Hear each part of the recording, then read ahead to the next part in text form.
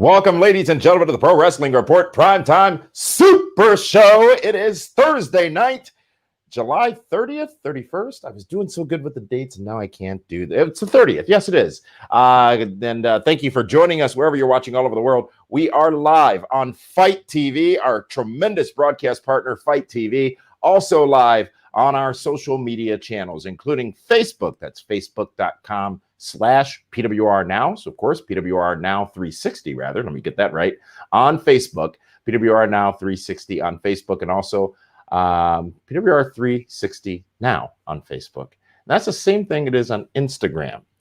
And also, we are on Periscope at PWR 360. And also on YouTube, of course, we are streaming live. And on all those platforms, we are taking your comments, your live comments. And we'll be sharing some of them right here on the screen. You can see them, and we will talk about them here on the screen as part of the broadcast as well. But, you know, it is the Super Show because it is not a show that is done by just me, one man. I am, of course, the host with the most. But we are joined by our actual stars of the show. Firstly, please welcome one David Octavius of Tiberius, the alleged backyard knockout, straight edge, hardcore, one-time Hall of Famer. I don't even know. How are you so all over the place on that? You've done it for 20 years. I have done it for 20 years, but you know what? I'm a little rusty. Obviously. You're more than a lot rusty. Well, folks, we're also joined by the man who makes this show super because it is the Super Show. Ladies and gentlemen, please welcome the Hurricane, Shane Helms. How are you, sir? Frozen was a great movie. I just wanted to rib you right off the bat. I'm just playing. Your ribbon started before the show even began at 7:00 p.m. Eastern. Oh, good. I needed to get a bandana that matched the collar and elbow. I wanted to coordinate with this. So you're going full on Sinestro, aren't you? Oh man, full on Sinestro. Hold on. Check this out. I gotta say, you look damn good tonight. Wow. Give me my call. Yeah. You know, I gotta I'm say, good. Shane, I gotta commend you. We'll talk about where it came from later, but that shirt is tremendous, and I had the opportunity to go to what is an American staple south of the Mason-Dixon, which is the Waffle House, which that shirt, of course, is a little bit of a play on there. How did you order your hash browns? Wait a minute. Have you been a bunch of times or only one time? Oh, Shane. We've been there more. Shane, we've been there more times than we can count. Okay. So how do you get your hash browns? The only reason I had to ask that because if you go the first time, you just get hash browns like everybody else has hash browns. Mm-hmm. But if you know the Waffle House, see what I'm doing there? If you do the Waffle House, they got options on how to get them hash browns. So how do you get yours? So I did not have them smothered. I did not have them covered. I did not have any of that because they had a new menu item, at least new since the last time I was there, which was a hash brown skillet. So I got the hash browns, and listen, there ain't no new menu items at the Waffle House. I don't know what shit they poured over your eyes. There is no new menu items at the Waffle House. Yeah. Well, my eyes were a little blurry, and it was a bit weird. I was in Atlanta, and you know, I'm like, oh, I've got to go to the Waffle House, which is within walking distance of my hotel. And I'm like, ooh, how are they doing this? Because there's no indoor dining. Well, there wasn't indoor dining. There was outdoor waiting. This was recent. Oh, this was Sunday night. Okay. Oh, yeah. What did you think I was talking about? Going back in the annals of time here? I thought you were talking about the first. I thought you were just reveling us with your first Waffle House visit. Oh, no. Amateur, I am not. I am all about it. Remember, I lived in New Orleans for a couple of years. We got Waffle Houses down there, too. But, yeah, I was in Atlanta for my sister's wedding. Congratulations, Shanita, for getting married. Her and Joelle had a beautiful ceremony. Shanita. Had a beautiful ceremony down in Atlanta. So anyways, enough about my mundane existence. How has the week been for each of you since we last saw you? We'll start with you, Shane. Oh, not bad at all, man. I dropped Highway to Helms on Tuesday. Had a really fun episode. Had a lot of interesting phone calls. Very few I can actually talk about, but it's been an eventful week. You know, that's all I can say. But it's been good. You know, lot of positive things. Always got irons in the fire. Always. That's my message to the youth of today. Just always have irons in the fire. Listen, 99% of those irons aren't going to pan out. but there's going to be that one that does, and that's all you need is that one that does. You're talking in a lot of code there, and I'm not even going to ask you to elaborate because clearly you would if you could. But you're right. You always got to have the bridge should never be burnt. It should always still be passable, right? I mean, if I burn a bridge, it's okay. I can swim. You know what I'm saying? Yeah. Oh, and I might not be able to. David, how was your week? You know what? It was beautiful here in Milwaukee. I mean, it's been in the upper 70s, maybe mid 80s. So the weather's been way better than what it was in the last week. But now, of course, not too sure if you're aware, starting Saturday, the entire state of Wisconsin is going to be under a mask ordinance. So, Shane, I'm going to have to order some more of those face masks, those stand backs, which, by the way, I did, I already have two. And when I wear it out, for people that aren't wrestling fans, when it says stand back multiple times across your mask, the look on their faces, especially when you're 6'5", 300 pounds, it's even better. It's even more fun to watch how they just don't know how to react. So, well, exactly. They stand back though, right? Absolutely. So the message here is be like Dave Hero. Don't be like Tyler Rex. Exactly. Don't be that guy. Be like Dave Hero, the real hero. Well, we want to welcome everybody watching and joining us here live. As I said, we are live on Fight TV. I botched it a little bit earlier on, but Fight TV, YouTube, Facebook, Twitter, and Periscope, obviously via Twitter. We want to welcome those of you who have joined us already and who are actively engaging in the comments on any of those social channels, including Nathan Banks, Villain Feck, say that one carefully, Adrian Skinner, Big Philly, and Alpha Proto, to name a few who are joining us. So if you are watching, folks, we are 100% live, and we will be sharing your relevant comments on the broadcast as we discuss wrestling this week. And what will we be discussing? Well, there's a lot to talk about, a lot to get to. We have three big shows to do a review of this week, two of which were last night from AEW and NXT. But we're also going to throw a little bit of meat into that sandwich and discuss this past Tuesday's Impact Wrestling on Access TV. So, gentlemen, the ratings determine who we start with. And last night, AEW gets a win for the third week over NXT in the ratings, some 773,000 viewers. NXT coming up just a little short there with 707,000 viewers comparatively. The Demo God remained just that. And in fact, to start the show for AEW last night, it was the Demo God and his friends, if you will, the Inner Circle, going up against the Best Friends and Friends, a 10-man tag team match that was everywhere and all over the place. Shane, what did you think of the opening to last night's Dynamite? Well, I'm always open to starting off hot. They started off hot with what we all consider the biggest star in the business, Chris Jericho. I think that's unanimous here among the PrimeTime with Hurricane Helms crew, Chris Jericho and company. And it was a wild match. You know, with that many people, those matches can get tricky. They're really very difficult. But I think it turned out okay. There were a couple missed camera shots, and I don't know if that was from the production side or from the agent side on headset. But for the most part, they got the business of the match accomplished that they wanted to. I'm glad to see Luchasaurus being more of a big guy, be a power guy. He's still stuck in this, I want to do karate mode. Luchasaurus, I want to send a message to you, my friend. And I need to put this eloquently. Nobody gives a shit about karate. All right? They don't. What about karate? Nobody. I will. Here, let me rephrase that. Nobody gives a shit about karate. I just need you to understand that. The Karate Kid had its moment. The 80s were nice. I lived in the 80s. That was cool. Nobody gives a shit about karate. Be a big man. Be a dinosaur. Get in there and whoop that ass. You hit that powerful ass choke slam on Sammy Guevara, and then you finished it up with some little twisty kick that, dude, no. You're gigantic. Use your natural gifts.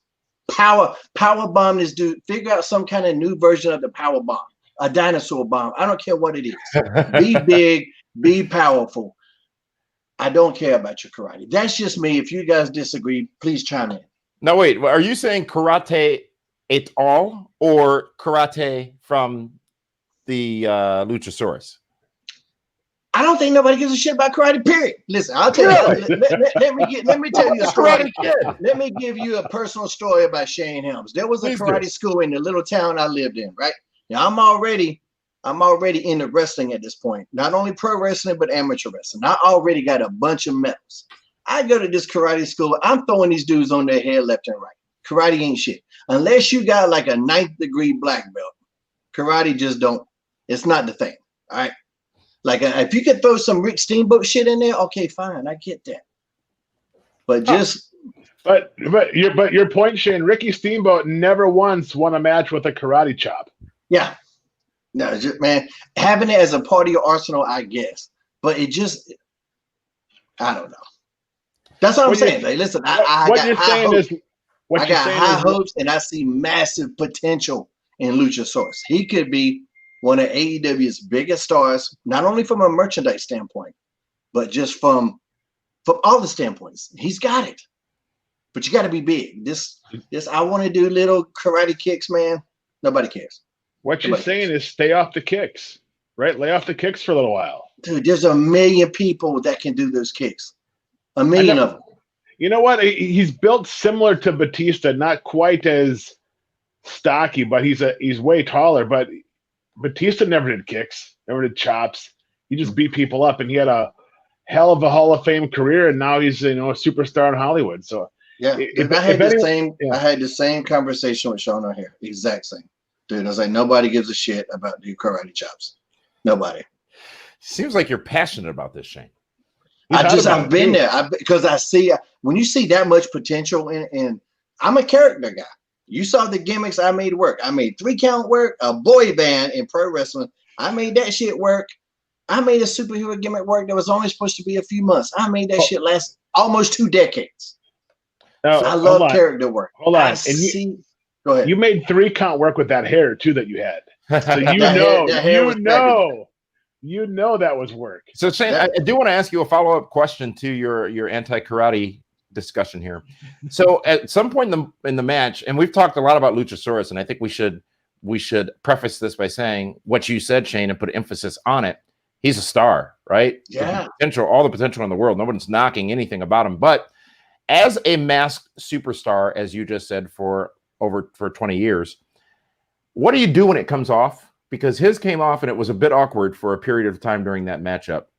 You do what he did, man. You scramble to get it back on, and it's awkward and it sucks. There was a few guys. I had one guy in particular that he wanted to grab my hair when he would punch me, and I had the straps on the back of my mask, kind of like a Vader, and he would it would pull me, and like when you move my mask, I can't see, and that happened with a bunch of guys. I would tell him, in the back, and I would be nice in the beginning a couple of times, but after a while I would get aggravated. Like, dude, I can't see because you're moving my mask. Was it then I got to punch you. No, it's just guys they don't think about it because they're not in a mask, and it's my problem. I'm the one with the mask. It's not theirs. I get that, but we're working together. If you impair my ability to work because you're just not thinking and being careless, I gotta say something. I'll be nice in the beginning, okay? And like what happened to Luchasaurus looked to be accidental, and that does happen, but. For me specifically, there were a couple of times, and one guy in particular that kept grabbing my mask, grabbed my mask, and I just had to throw a live one, and I would scream sometimes. I would scream, "Stay off my mask!" I would scream, So it's difficult, but man, there's so much potential with Luchasaurus. I don't want him to listen to this and think this comes from a good place, because I know the kind of star that guy could be. Fair enough. David Hero, your thoughts on the opening contest, the 10-man tag match? When I saw Chris Jericho was starting off hot within the first couple minutes of AEW, I'm like, oh, here they go again. They are firing big rounds at NXT. And again, once you start off with, the most entertaining, the most over the demo god in all of pro wrestling, it makes it really hard to want to change the channel. And AEW is doing a great job of making it challenging for fans to change the channel. Interesting. Okay. Well, you've made that argument for the last few weeks now. Are you saying it's working? It's working. They're 3-0 in the last 3 weeks where he has started off the show, or Cody has started off the show. Okay. Cody and Jericho have been 1 or 2 the last 3 weeks starting off. Let me ask you about this matchup itself, because it actually did a lot more than we may realize it did. It furthered the storyline with Chris Jericho and Orange Cassidy, obviously. It also, Luchasaurus did look great. Matt Hardy comes back. We hadn't seen him in a few weeks, and reignites the feud he has with Sammy Guevara as well. Sammy Guevara, who takes the pinfall in that matchup as well. In his first match back to Dynamite, we'd find out why that'd be important later. But they did a lot in this opening contest. It may not have just been hot-shotting. It was actually compelling storytelling. Yeah, it definitely was good. I'm going to tell you who else looked good was I want to call him Swagger just because he's been swaggering to me for years. But Jack Hager and Taz called him the big heater at some point. And boy, that got my mind spinning, because you need a hook in this business. And right now he doesn't have a hook. I talked about this on this show, and I will continue to talk about it until I'm blue in the face. He needs a hook, and I just kept playing with that, the big heater, the big heat, the heat Hagers. There's something there with that. And, man, he looked good last night. Everybody in that match looked good. You know, there were, like I said earlier, there were a couple of camera misses and a couple of, like, weird spots. But when you got that many bodies, man, that's just one of the hurdles you have to work with. But they basically had 3 stories.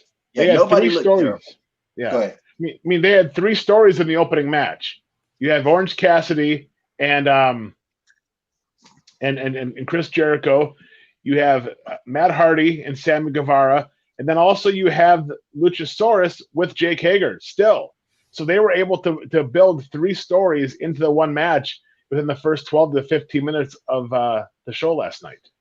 Yeah. And that takes talent, that takes skill, and they did it skillfully. I thought it was very well done. It was a good match. It was a fun match. At times, the waiting was annoying. There was a lot of waiting for spots or whatnot, but I'm not going to knock the entire match and presentation as a result of that. But from there, we would see the man you just referenced a moment ago, David Hero, Cody, defend his TNT championship against Warhorse. I almost said Warhouse. Warhorse, who I had never seen before. I'm intrigued. It was interesting. Of course, Cody wins and retains the championship. But Dave, what were your thoughts on this contest between the two men? For me, it felt like the match was extremely slowed down. Like Cody was wrestling down to Warhorse's level. Now, I don't know much about him. I've watched a few of his matches. Obviously, has a very strong social media following. A lot of the talents are big fans of his. But it seemed like they weren't clicking. You could just tell that it was a challenge for them to both be on the same page for that match. And ultimately, for me, when it was all said and done, when that match was over, it was more what I took more from it was Matt Cardona making his appearance during that match, as opposed to Warhorse and Cody Rhodes. Zack Ryder. Oh, thank you. Well, I mean, he's not being called Zack Ryder anymore. He's from Strong Island. But, I'm here to connect to the audience, the things that you guys are saying, to make sure they're following along. A lot of people may not know Matt Cardona because he spent how many years? Over 10 as Zack Ryder in WWE. And he did indeed make his debut on Impact last night, on Dynamite last night, saving Cody from an attack by the Dark Order. He really saved Double A, Arn Anderson, from an attack. Good point. A widely expected debut, a long expected debut. Shane, the match, and then the introduction of Cardona to the AEW world. Yeah, I think I was kind of on the same page with Dave at one point with the Warhorse thing. I like Warhorse. I like the gimmick. I know what it is, and so I get it. And at first, I was a little underwhelmed, but then I just had to think to myself, and I realized what I was doing was I was comparing it to last week's match with Eddie Kingston. And I know we talked about that last week, but I don't think we really said enough about Eddie Kingston last week and his performance. He was the best seller and the best talker. He had the best intensity of anybody on television last week. On all platforms, all brands, all companies, the best performance last week was Eddie Kingston, unsigned talent. And I think I was just comparing it to that a little bit. Once I realized that, I was like, okay, let me accept this for what it is. Because now, not everybody's going to be at that level. Okay, Cody's working up. He's going to work down. And he might have had to work down. Warhorse is a young talent. But man, if you want to talk about marketing and stuff like that, there's something there. I could see him getting over with younger kids. Once we start getting live and once we start getting bigger crowds in there, man, you got a heavy metal guy. Heavy metal's got a big following. So I can see Warhorse being a marketable talent. Okay. I mean, and for me, because I felt that match was so slow moving and slow paced and just not clicking well, it was almost uneventful for Zack Ryder. Is that better, Damien? To come out and make the save, because I didn't even know. I mean, I'm watching. I'm like, is that Bobby Roode? You know, I mean, I wasn't sure who it was at first because he didn't look. He came out in blue jeans and a blue shirt, so he looked like everybody. And there was a weird camera take too. Like you saw him. Yeah, it's like they completely screwed that up. But then once you knew who it was, okay, that was great. But it just another example of fans not being there. Imagine what the AEW fan base would have done if they would have seen him come out to make the save. And so that was – go ahead, Dave. Sorry. Huge. I mean, we lost that moment with Brian Cage. We've lost that moment with Matt Hardy. We've now lost that moment with Matt Cardona, Zack Ryder. And just like, oh, it's so unfortunate because that would have dictated – how he's going to be perceived going forward, because when you hear that big roar of the crowd, you know it's something special. When there was no roar last night, I'm like, okay, who is this guy coming out now? Yeah, it was a bit flat to me as well. In fact, it wasn't that he looked normal, Dave. I know you have your problems with that, Mr. McAfee, but it wasn't that he looked normal. It was that there was no, even when Matt Hardy came out and the others that we've seen, there was something special to it.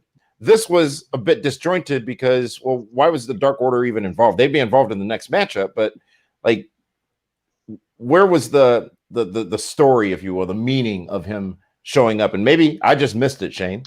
Well, yeah, I mean, it was a little thrown together. I mean, that's just what it was, and that happens. I can't explain why it happens. Yeah, the Dark Order thing was just weird, and then okay, we're going to, but I mean, that's the thing about storytelling too. Some things can be explained later. If you learn everything right now, why watch next week?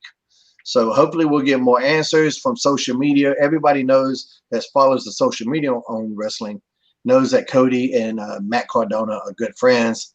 And so, I mean, it wasn't a super shock. Like Dave said, it had been so much better with the audience there, but they can't control that. We can't control that. And I just think both companies, with Impact as well, you got to be careful bringing about a bunch of new people because it just gets lost in the sauce. Yes. You know what I mean?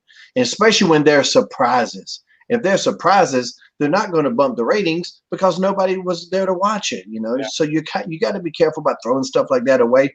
But also, Dynamite has to keep on rolling. They have to keep their momentum, and they want this show to be unpredictable. And so, I mean, I can see both sides of the argument on, do we bring Zack Ryder this week or do we wait till crowds come back?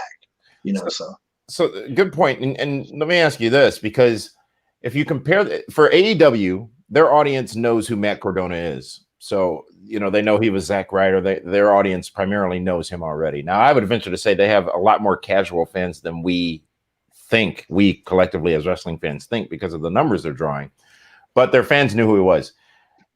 When something like that happens in WWE, usually, they're still using the same name or they've changed the name to something similarly recognizable. When you have a vastly different name and a vastly different, the music is different, the person's look is different. How do you do that effectively? Because the commentary team did all they could. That's Matt Cardona. What is he doing here? Well, who is he? If I don't know, there's a disconnect there. So how is there a playbook for how that should be executed, generally speaking? I know it depends on the star, but yeah, I mean, you just hit the nail on the head. It depends on the guy. If it's somebody that's super recognizable and they were counting on that, the name Matt Cardona isn't recognizable, but I think they were hoping on Zack Ryder's face being recognizable. And I mean, that's all you could hope for. Dave? I would have liked to have seen them do an interview with him at one point during the show. Maybe they catch up with him in the back and Arn, now right away next week it's a big tag match with Cody and Matt Cardona against the Dark Order. It's like, wow, they did it. They wasted no time in that. But we're missing out on something else. Poor Warhorse. He pushes Cody out of the way to fight off the Dark Order. He still gets his ass handed to him. And then all you see in the end is Cody and Zack Ryder together with Arn Anderson. Where's Warhorse? The guy that took the bullet. He played it well. I mean, he took the bullet. that might can play into a future story though. I mean, it's on videotape. Yeah. It's on video. You saw it. I don't know why I say videotape, but it's on video. We have video footage. You just dated yourself. Yeah. I do that quite a bit. Ladies and gentlemen in the audience, videotape is you used to have to get this player called a VHS or even before that a beta machine, and you had to put a physical cassette tape into the player to play your videos or your old wrestling tapes that you traded on the internet, or even on, and it was internet forums, right? So that is what a tape player is. Thank you for that 30-minute explanation of what tape is. No, again, I'm here to connect the dots for the audience. I'm the host. I could hear the channels changing. So let's continue talking about AEW Dynamite. The next matchup would be the tag team championships on the line, as Kenny Omega and Adam Page would defend against two members of the Dark Order, that of Evil Uno and Stu Grayson. Uno and Grayson were excellent in this match. I thought I was actually a bit surprised at how good they were. But what did you guys think of the match? We'll start with you, Shane. Yeah, I thought they had a good showing. I mean, good match. You got, a lot of talent in the ring. The Dark Order guys I wasn't as familiar with, so I had low expectations. And that doesn't mean bad expectations. I just didn't know what to expect. So they did good. It wasn't like, when you think Dark Order, is it just me? Or I'm thinking like there's some evil, there's some villainous stuff going on. Did we get that? Did y'all get that? We got guys doing 450 and all this kind of cool shit. I'm like, they just kind of seem like regular guys at some point that happen to be in the Dark Order. I don't feel anything from a storyline. And this is when, if what you do in the ring doesn't represent your character or doesn't complement your character, those are the characters that never connect. They never do. David Harrow?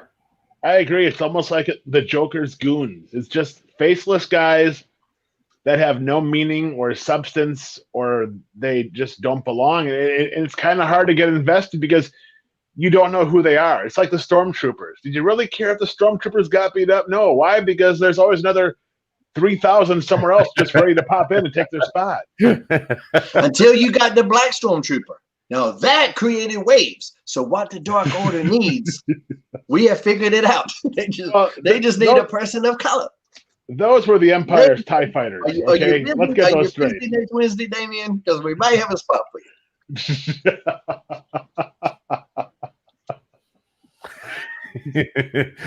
I got nothing. You don't want to do it? I got. Hey, book me. Just book me. Put me in, coach. Yeah, absolutely. After this matchup in which Hangman, Adam Page, and Omega retained the championships, we then saw again the Young Bucks and FTR come out, and a little bit of back and forth still going on between those entities. And we found out a couple of things as well. FTR has signed a long-term deal with AEW. We saw that contract signing, which I thought was very well done, by the way, when they were reviewing the contract, talking about tag ropes and the 10-second rule and all other stuff. But we're also going to get, they're building real big to this August 12th show, I believe, is when we're going to have tag team appreciation night or tag team focus night or whatever it may be, which is great.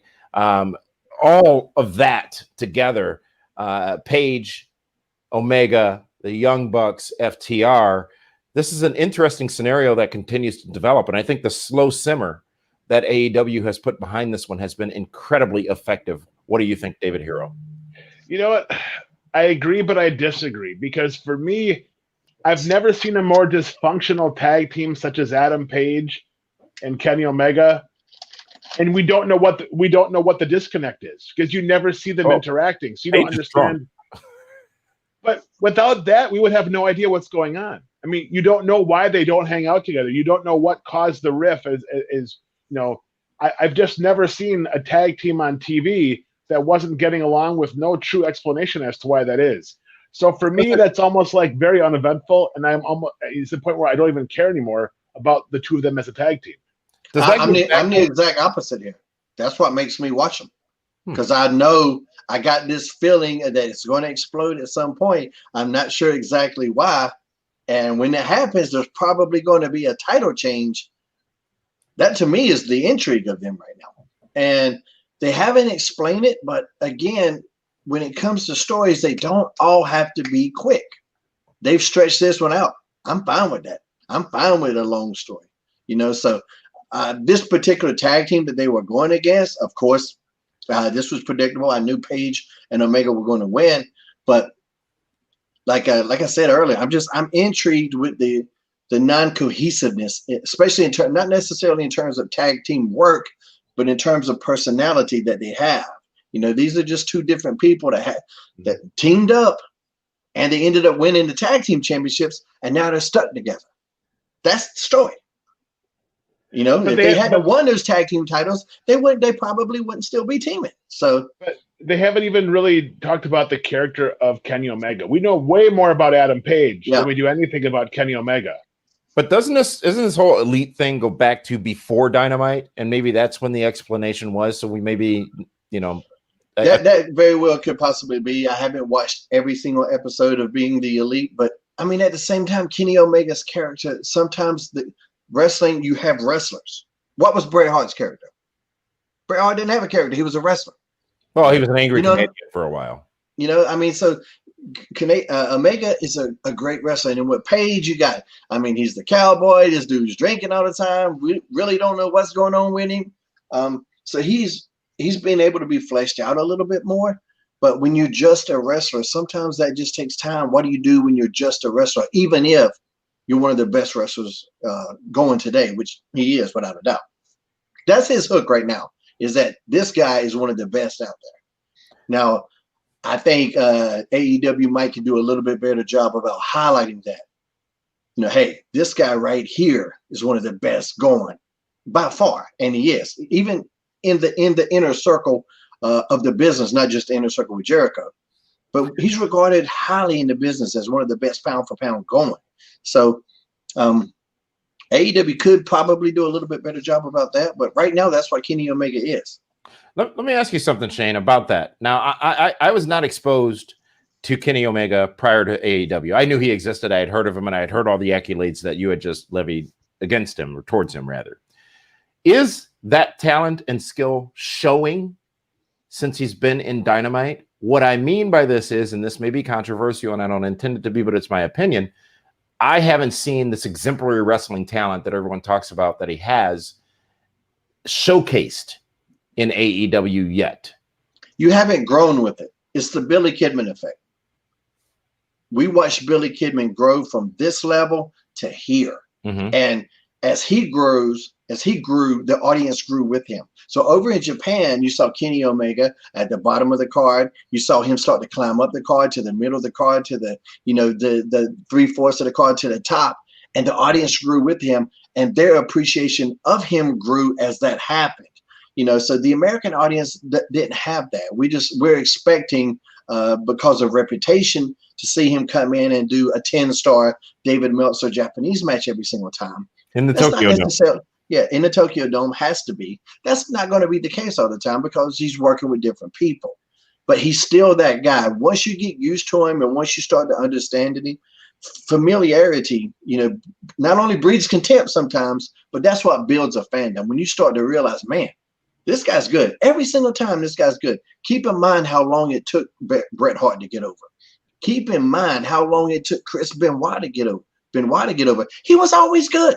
Yeah. Go watch Benoit in his early, like when he was in the Clash of the Champions and whatever weird tag team tournament they had back in the day. He was good then, just as good. Out there with Tuco Scorpio, killing it, just as good. But wasn't appreciated. Now, sometimes it just takes a while. And to be fair, it wasn't until Hulk Hogan was no longer the big shadow for both of those guys did they ever truly get over with their big fan base. So, but Bret Hart had that fan base though. The diehards were already leaning toward Bret Hart. That's why he got the shove. It wasn't they just looked around the locker room and said, "Man, shit, we ain't got nobody left. Let's just try this guy." Yeah. You know, it was a guy that was a proven commodity that, man, every single time this guy goes out here, he kills it. Even with Tom Strong or whatever that damn clown's name was that everybody went crazy over a couple years ago. The muscle guy that could do all the flips, and Vince thought he was going to be great, and he ended up sucking but he had one great match with Bret Hart. He was at Tommy McGee. Who? Tom McGee. Tom McGee, yeah. That guy. You know, so I mean, Bret just had built this reputation, and Chris too, of like, man, these guys can go out there with anybody and put on fantastic matches. But sometimes those type of guys, it just takes a while to get that respect. We are live, of course, as we talked about, and we are taking your live comments. You can comment alongside the discussion on YouTube, on Facebook, on Twitter. We see all of your comments, and we would like to discuss them. And we hit a nerve rather, when we began talking about Kenny Omega and got some comments that are worth discussion. The first one comes to us on YouTube from Victor Rios, who says, and I'll show you all here on the screen, before AEW, Omega was the comedy wrestler, the video game wrestler, then the Bullet Club's cleaner. Now he's just a wrestler. That, to your point, I believe you made earlier, Shane, about the fans growing with Kenny Omega. However, over on Facebook, we've got a comment from Jord R. Merrick, who says, I've never seen a more wasted talent than Omega in AEW. Completely wasted how? That's such a stupid thing to say. He's a tag team champion. He's winning constantly. He's highlighted. He goes on to explain. God. He goes on to explain. I don't even want to hear anything. Oh, can you read it? Wow. He was the hottest wrestler in the world leading into AEW's first show. Is he still the hottest wrestler in the world is the question, I guess.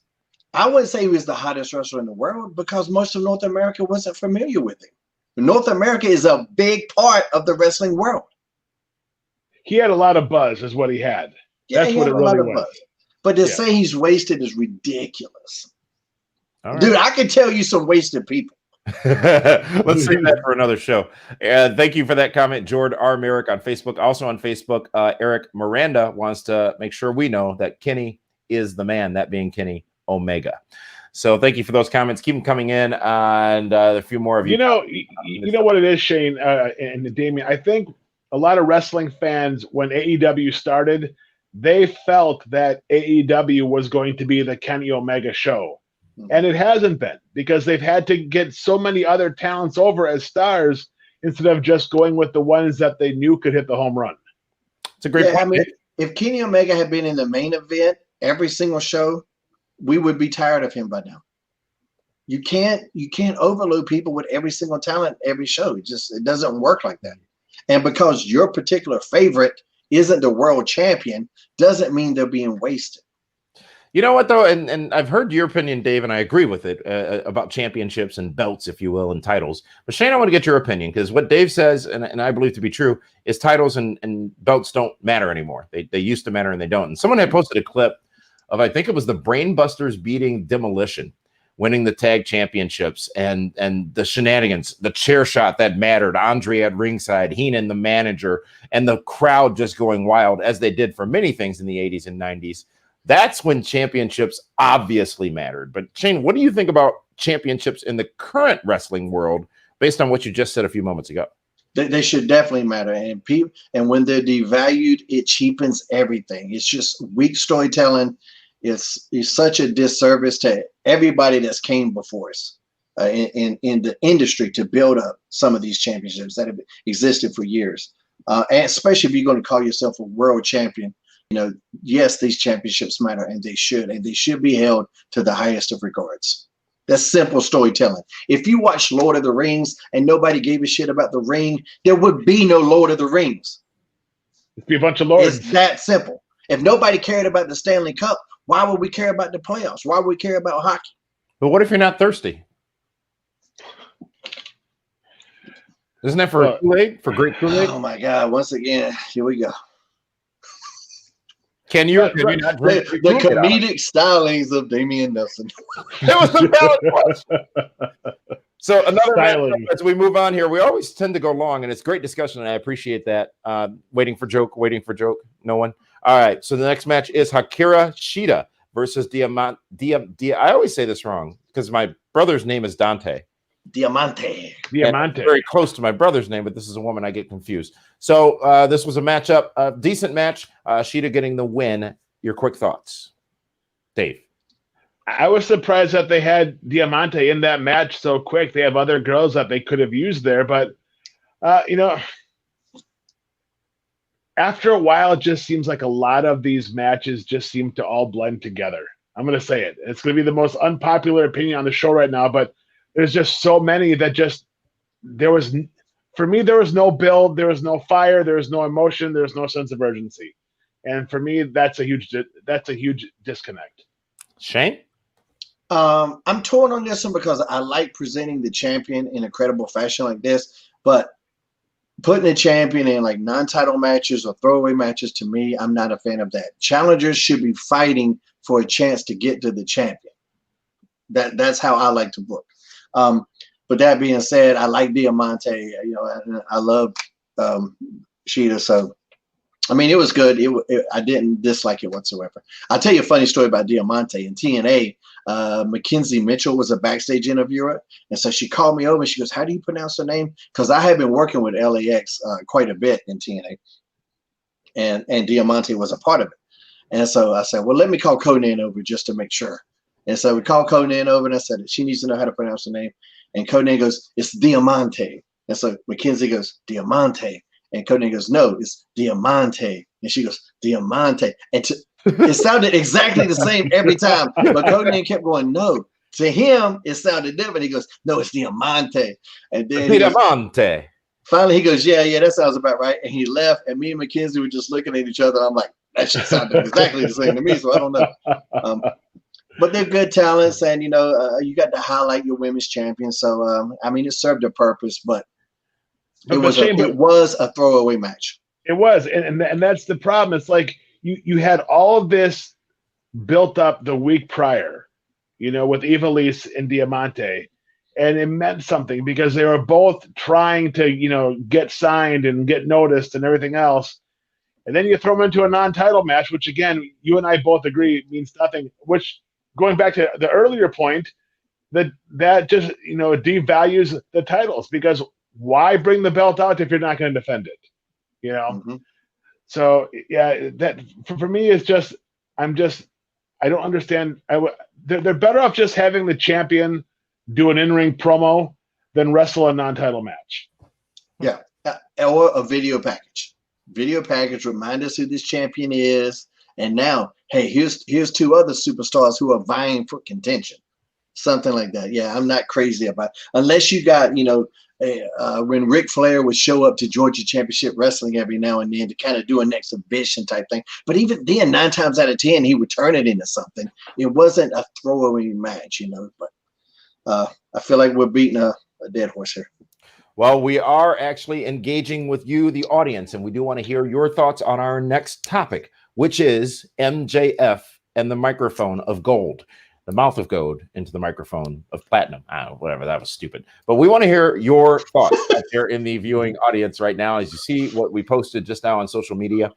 Is there a better, quote-unquote, talker in professional wrestling than a MJF?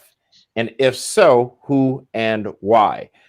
So obviously that's a leading question into what we are going to talk about right now, which I will start by saying, I don't think any of us will disagree. MJF is one of the greatest promos in wrestling right now.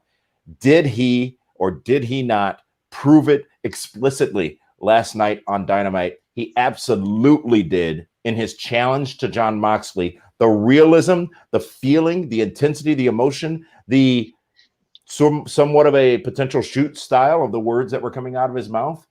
Absolutely, tremendously fantastic from this fan's opinion. But Dave, it's hard to satisfy you a lot of the time in the wrestling world. What did you think specifically of MJF last night? And is he the best talker in the business right now? Just sitting there last night, watching him cut his promo, I believed it. I'm like, this isn't coming off of a script. This isn't something that he rehearsed. I honestly believe that what he was saying, he felt in his heart, and is exactly who he is. As far as being one of the top promo guys, absolutely. You have to put Chris Jericho in there as well as Randy Orton. but those guys have at least 20 to 30 years experience. And now we're putting MJF in the same boat as those two first ballot Hall of Famers. MJF did an amazing job to the point where I almost felt when he said that he bleeds gold and black and white, it was almost like a babyface promo to me where he's saying, hey, I'm AEW. I'm always going to be here. But yeah, it was a home run. It was the best promo of substance and length that I've heard in a long time. And well, great points, Dave and Shane. I mean, how good was it? Yeah, there's not much more I can add to that you guys haven't touched on. It was fabulous. It was so good. I slid into his DMs to tell him how good it was. That's how good it was. And I told him, I said, dude, that was money. That's all I had to say. And that's what it was. It was great. The delivery, the verbiage, and verbiage is important. What you say, but man, he believed it. He made you believe it. And that's what a promo is supposed to do. He didn't tear his opponent down. He didn't make a bunch of inside jokes just to make his buddies laugh or to make social media laugh. He put his opponent over. That way, if he beats him, it means something. Yep. It was expertly done. That was something I would expect. Dave touched on this from somebody with multiple years in the game. It was something I would expect from somebody that was taught properly. It's just so well done. Best promo I've heard in ages. And that's not saying the other promos were bad. Just this one was head and shoulders above anything I've heard in recent memory. Just I think too, because of what Dave said, I know he's a good promo. We know that. But to deliver that, man, that was like the Independence Day promo. It was, it was long. It was great. And you're like, man, that's money. That's absolute money. To be that young and that good, man, that is absolute money. So it's not often after you hear a promo like that from a heel that now you're cheering for the heel to win because you believe it and now you're buying into them. Yeah, but he still did enough to make you say there's still a couple things that he would do to get back to that heel. It wasn't total babyface, he wasn't a babyface. There was still enough that you go, oh, you little asshole. That's why it was so expertly done, because he walked the line with the I bleed red, black, and gold or whatever it was. Probably not red in there since that's not part of the colors, but that kind of gets you pumped, and then he'll turn it right round and then poke you in the eyes with something. It had layers to it, man. It had layers. It was levels. It was I can't put it over enough. So I'm going to ask you guys a question, then we're going to go to a couple of comments here that are coming in live as we are broadcasting live on Fight TV, YouTube, Twitter, and also Facebook. And the question for both of you is, who else at that young age without the experience has been that good in their character and on the mic? Think about that, because there's a couple people that come to mind. One, obviously, but and the age and the youth being the key factor there, and the lack of actual years of experience in the ring. So think about that, and let's get to a couple of comments here. And we do have many coming in on this topic, and we want to appreciate and thank all of you for participating. David Stronach on Facebook says MJF is so great as a performer. He reminds me of Tully Blanchard in his prime. Over on YouTube, we've got John that says, reference MJF, that he is an old school type of talker. And one point that needs to be made to that point, John, is what he did last night was talk them into the building, them being us, the audience, for that match. And that is a term that really goes along with old school wrestling that a lot of new fans don't totally appreciate. That takes real talent. Jord R. Merrick on Facebook saying, MJF is hard to top on the mic. Eli Drake is probably second on my list, but he is certainly on top. Nestor Delgado over on YouTube says the best and only good thing about AEW is MJF. And finally, we've got Eric Miranda, who I believe we heard from earlier as well on Facebook. I feel MJF plays a great heel, and I think it's awesome. Even when off AEW, he is still an asshole, and he plays his part like Taker did for many years. He is amazing at promos. So the audience overwhelmingly agreeing, and you can't disagree when it's that damn good what MJF delivered. Not just last night, that was a standout, but leading up to that. But the question for you two experts now, and your expert opinion is, who did it better, if anyone, in his current situation as far as years of experience and placement on a card? Dave, I'm going to start with you. I'm going to go with two people. And one is Jerry the King Lawler. because when he first started out, he was a talker early on in Memphis, and he was able to convince people to believe that he was a star and talk to him in the building. And then I'm gonna have to go with John Cena, because when John Cena first got called up with his ruthless aggression, didn't really catch on right away, and it wasn't until he finally became the master of thugonomics, which is about the same amount of time period that MJF has been in the business as John Cena at that point, is when he finally took off as well, too. That's a great point. And I am not Fox Newsing you. I'm not trapping you guys into saying something you don't want to say, but you have literally just compared MJF to Jerry the King Lawler and John Cena. Just to put that in perspective. And I don't think it's bad. Regarding promos. But MJF is solid in the ring also. I mean, absolutely. He checks all the boxes as far as talent. Shane? Yeah, I mean, those are two good names. I mean, you're not going to do anything higher than that, you know. So I'm not sure about his exact age. I don't know when he started to get in the business and started working. I'm not like exactly sure about all that. But, I mean, Dave had two good names. And so I was there for Cena's rise. So, I mean, that's a really good comparison. And it's not necessarily comparing him to Cena. It's comparing him to that time in the business when he started to really pop. So, he knows who he is. And that's such an important thing with a character, to find out who you are. Most people struggle with that most of their career, to find out who they are as a performer and as an artist. He knows that at this young of an age, that's invaluable. That's Dusty Rhodes. That's somebody like that who just knew who they were. They knew what they brought to the table. They weren't out there throwing a bunch of shit against the wall to see what sticks, which is what just about everybody does. Just about everybody does that. When you're that young, and to know who you are, to figure out who you are, and then to have confidence in it, that's really impressive to see. I'm gonna stop kissing this guy's ass now. Now I'm starting to hate him. To answer your questions real quick, Shane, looks like he started in 2015, so some 5 years in the business with CZW and MLW, and is 24 years old. Yeah, I've been on shows with him. I've been on indie shows with him before, so I mean, I know him. You know, and speaking of Dusty Rhodes, the first time I ever saw Cody Rhodes was when he inducted his father, and when he did the induction speech, you knew then Cody Rhodes had the gift for gab. You knew that there was something really special about him, and that's kind of what put him on the map. But going back to Cena and MJF, what's the one thing they both have in common? They've both worked with James E. Cornette. Huh. At a very young age. Yeah, fascinating. I mean, is it okay to give Corny credit for anything nowadays? I don't know if it's giving him credit or not, but I mean, that's the similarity right there. Is that you know, he was under the learning tree. Both guys were under the learning tree of Jim Cornette in MLW and OVW. And I love what Damian touched on in a little bit. Who he is on social media compliments his character too. He's not on social media going, "Hey, I saved a kitten today. Everybody, please like me. I need you to really like. I want you to boo me at the show, but I want you to really like me as a person." He's using that to further his career. He's using that as an asset. He's using that how I would if I was that young. That's how I would do it. I don't know. He's wise. He's wise to the business. He gets it. He gets it deeper than most people do. I want to throw a shout out to a YouTube user by the name of John, who's watching us from Fort Bragg. So thank you, obviously, for your service, and thank you. That's right down the road from me. That's what I thought. But one final thing on MJF, and one name I thought you would go for, Dave. I'm surprised you didn't. You surprised me with Lawler, and that is actually going to be more controversial than the comparisons you made. The Rock. I think he's more Gino Hernandez.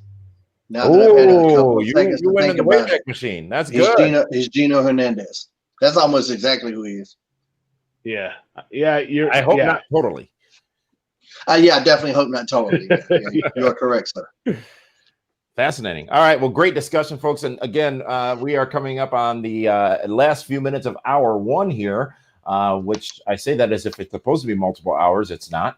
But we are going to still talk about the rest of AEW Dynamite. We're going to talk about Impact Wrestling and also NXT from last night. So great job, MJF. From there, we had a tornado tag team matchup. It was Moxley and Darby Allin. This was the main event. The champion teaming with Darby Allin, going up against Brian Cage and Ricky Starks. I'll say this first. Taz was on commentary for that matchup, as he had been all night due to an absent Excalibur.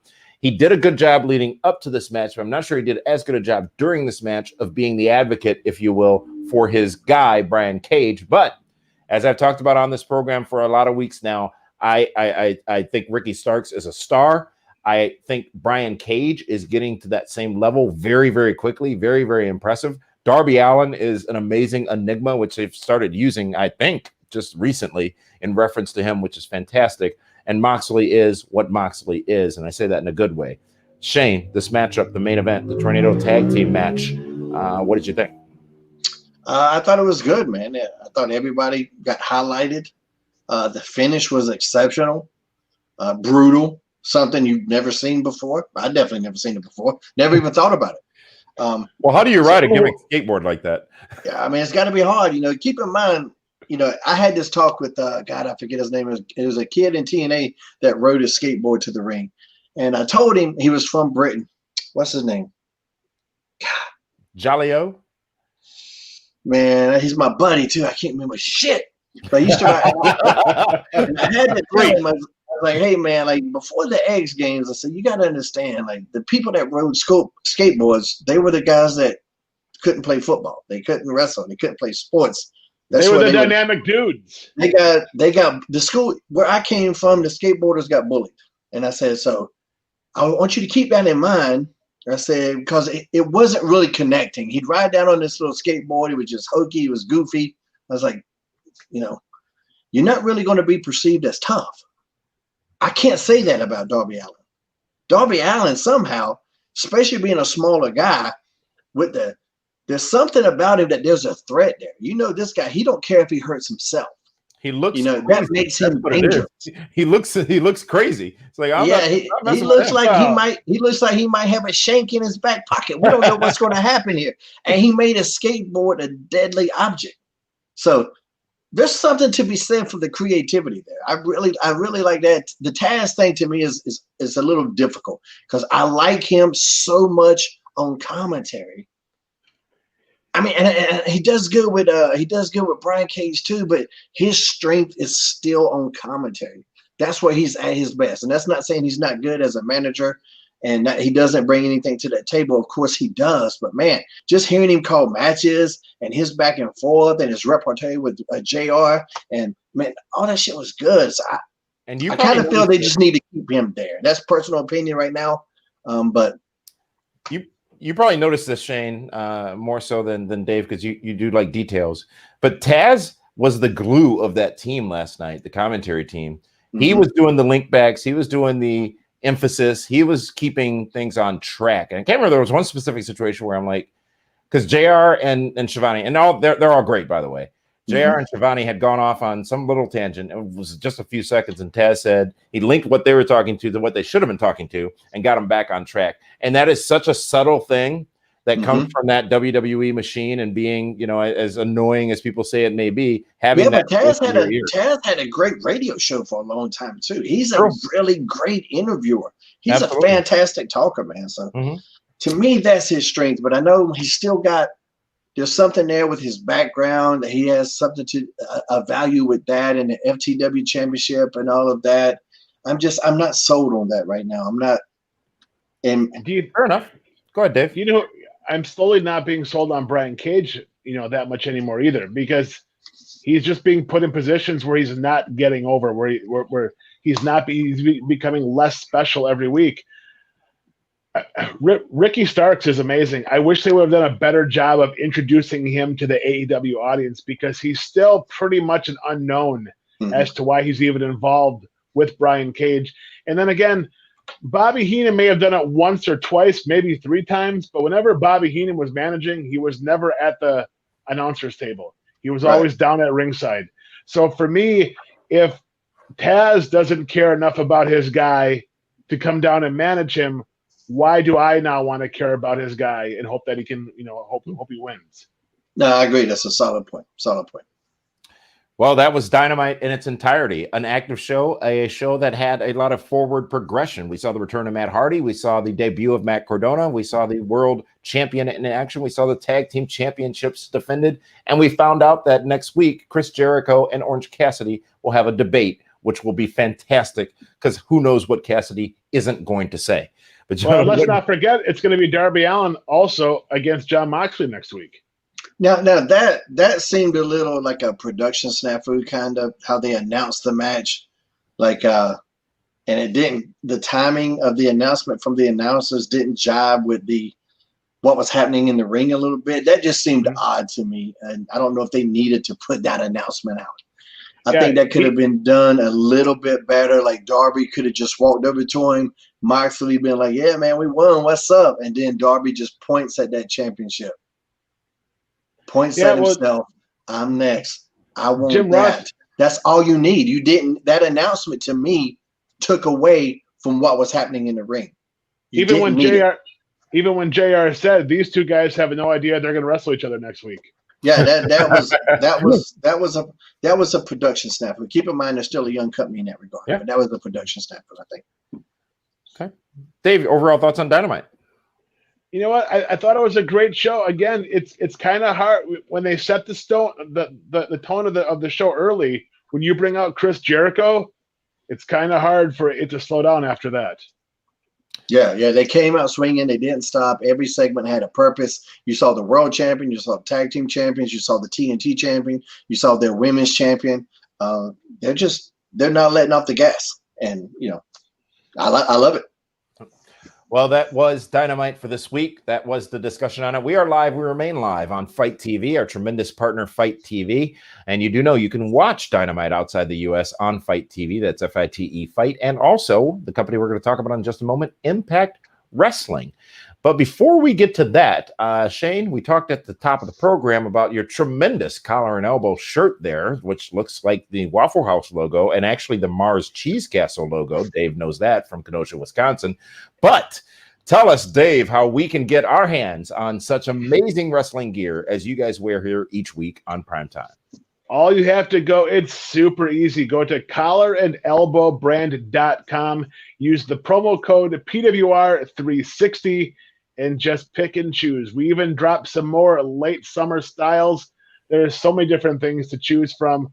Also, be sure to check out the Shad Gaspard shirt that Shelton Benjamin wore on Raw. All the proceeds from that shirt go straight to his family. Collarandelbowbrand.com. Promo code PWR360. And you can wear cool stuff like this. Awesome. And Shane, looks like your gear came from the same place. Yeah, man. Dave said it all. collarandelbowbrand.com. What about the headband? Can they get that, the bandana as well to match? No, man. That's top secret. Can't tell you where I got that from. So until I get that endorsement money, we're going to keep that on the deal. People can't look at you right now and say, I just want the model. No. All right. Well, okay. collarandelbowbrand.com. Thank you for being a tremendous supporter of the Pro Wrestling Report and such great products. I talk about it all the time. I don't get to wear that here on the show because marketing makes me dress up. But this is dressed up? Dress up. I said, this is dressed up? I got a tie on. I got a jacket and a collar. Okay. The boxes are checked. Okay, I'm just checking. But they're so soft, they're so comfortable, and they have durability and quality. And it's a great series of clothing available at collarandelbowbrand.com. Gentlemen, with that, let's move on. Talk about Impact Wrestling for this week. And Dave, I'm interested to hear your thoughts on how they also have started, because for the last 2 weeks, they've started with a championship matchup. This time, it was Eddie Edwards going up against Trey Miguel. Eddie Edwards gets the win, retains the championship. What did you think of the opening contest for Impact Wrestling? You know what? It's brilliant that finally wrestling shows are not starting off with promos anymore. Because the last thing I want to do is watch somebody talk to start a show. When you can see the Impact World Heavyweight Champion coming down to the ring with his belt ready to fight, feels like a heavyweight title match, especially when you show them the road he traveled to get there and how he's been the heart and soul of Impact Wrestling. You want to cheer for him, and that's exactly what they did. Impact Wrestling, AEW, and even NXT, so to a certain extent, are starting off the right way with their champions or top guys in the ring. Okay, Shane. Yeah, I mean, I'm a big fan of Eddie Edwards. I think Trey Miguel's been really good. I wish that Eddie would control the championship like he actually likes having it. You know what I mean? And we've talked about this before. I'll talk about it till I'm dead in the grave.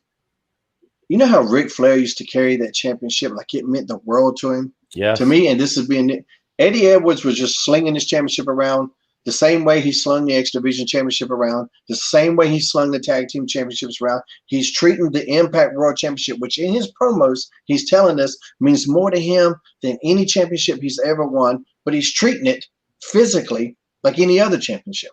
Where's the difference? You have to show me that. I want to see you revere this championship. The way Tommaso Ciampa used to walk out there, and that was a conversation me and Tommaso Ciampa had. I wasn't part of that. It's like, dude, make that shit your baby. And man, and he did. He made everybody believe that meant the world to him. When you elevate that championship, it's going to elevate the story that you're in. It's going to elevate the person that wants it.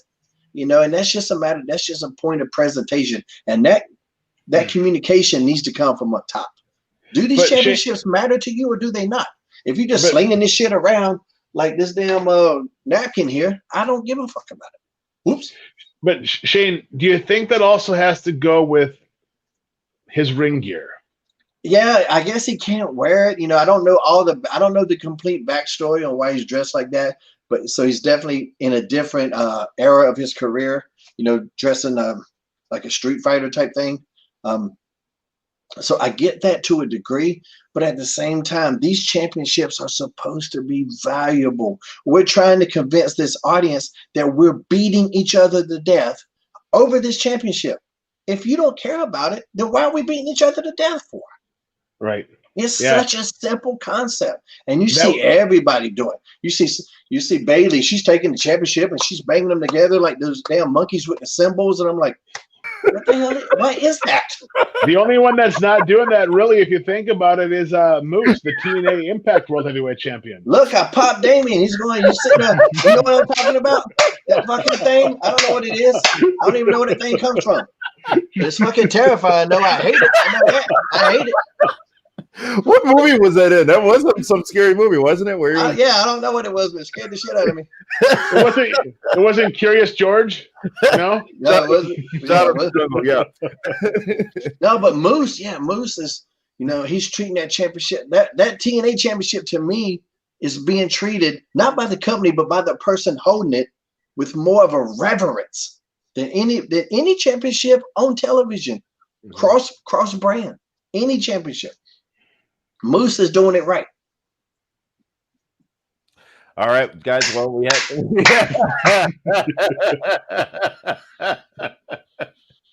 okay. Next, we have the debut of Wrestle House, and Dave, this seems right up your alley. What did you think? I absolutely loved Wrestle House. I knew it. At first, I thought I was going to absolutely hate it because I hate all this cinematic nonsense. But Tommy Dreamer might be the greatest reality host of all time. I thought he was absolutely fantastic. I think it's a great way to introduce all these different characters to their TV audience. And it was all of like, it was a lot of the girls and a lot of, I'm going to guess it's the mid-card tag team guys. But I mean, I could have watched that for a whole hour, and I can't believe I'm saying it because normally I'm so tired of all the nonsense that I've seen on Monday Night Raw with the Street Profits, the Vikings, the Ninjas. But Wrestle House was fantastic. It was funny and highly entertaining. When they said, "No way, Jose," and Tommy sneaks in and said, "We didn't sign him yet," that was awesome. That was just some of the funniest stuff I've seen on TV in a long time. Yeah, so creative. It's one of the most creative things I've seen.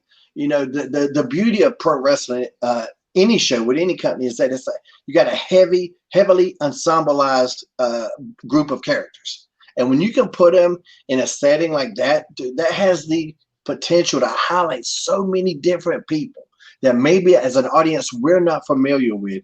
That scene with Talia Valkyrie when she was doing like that, so excited that she was going to win $1 million, I was pissing myself laughing at that. There's the things with Crazy Steve just being himself, just being crazy. Johnny Swinger.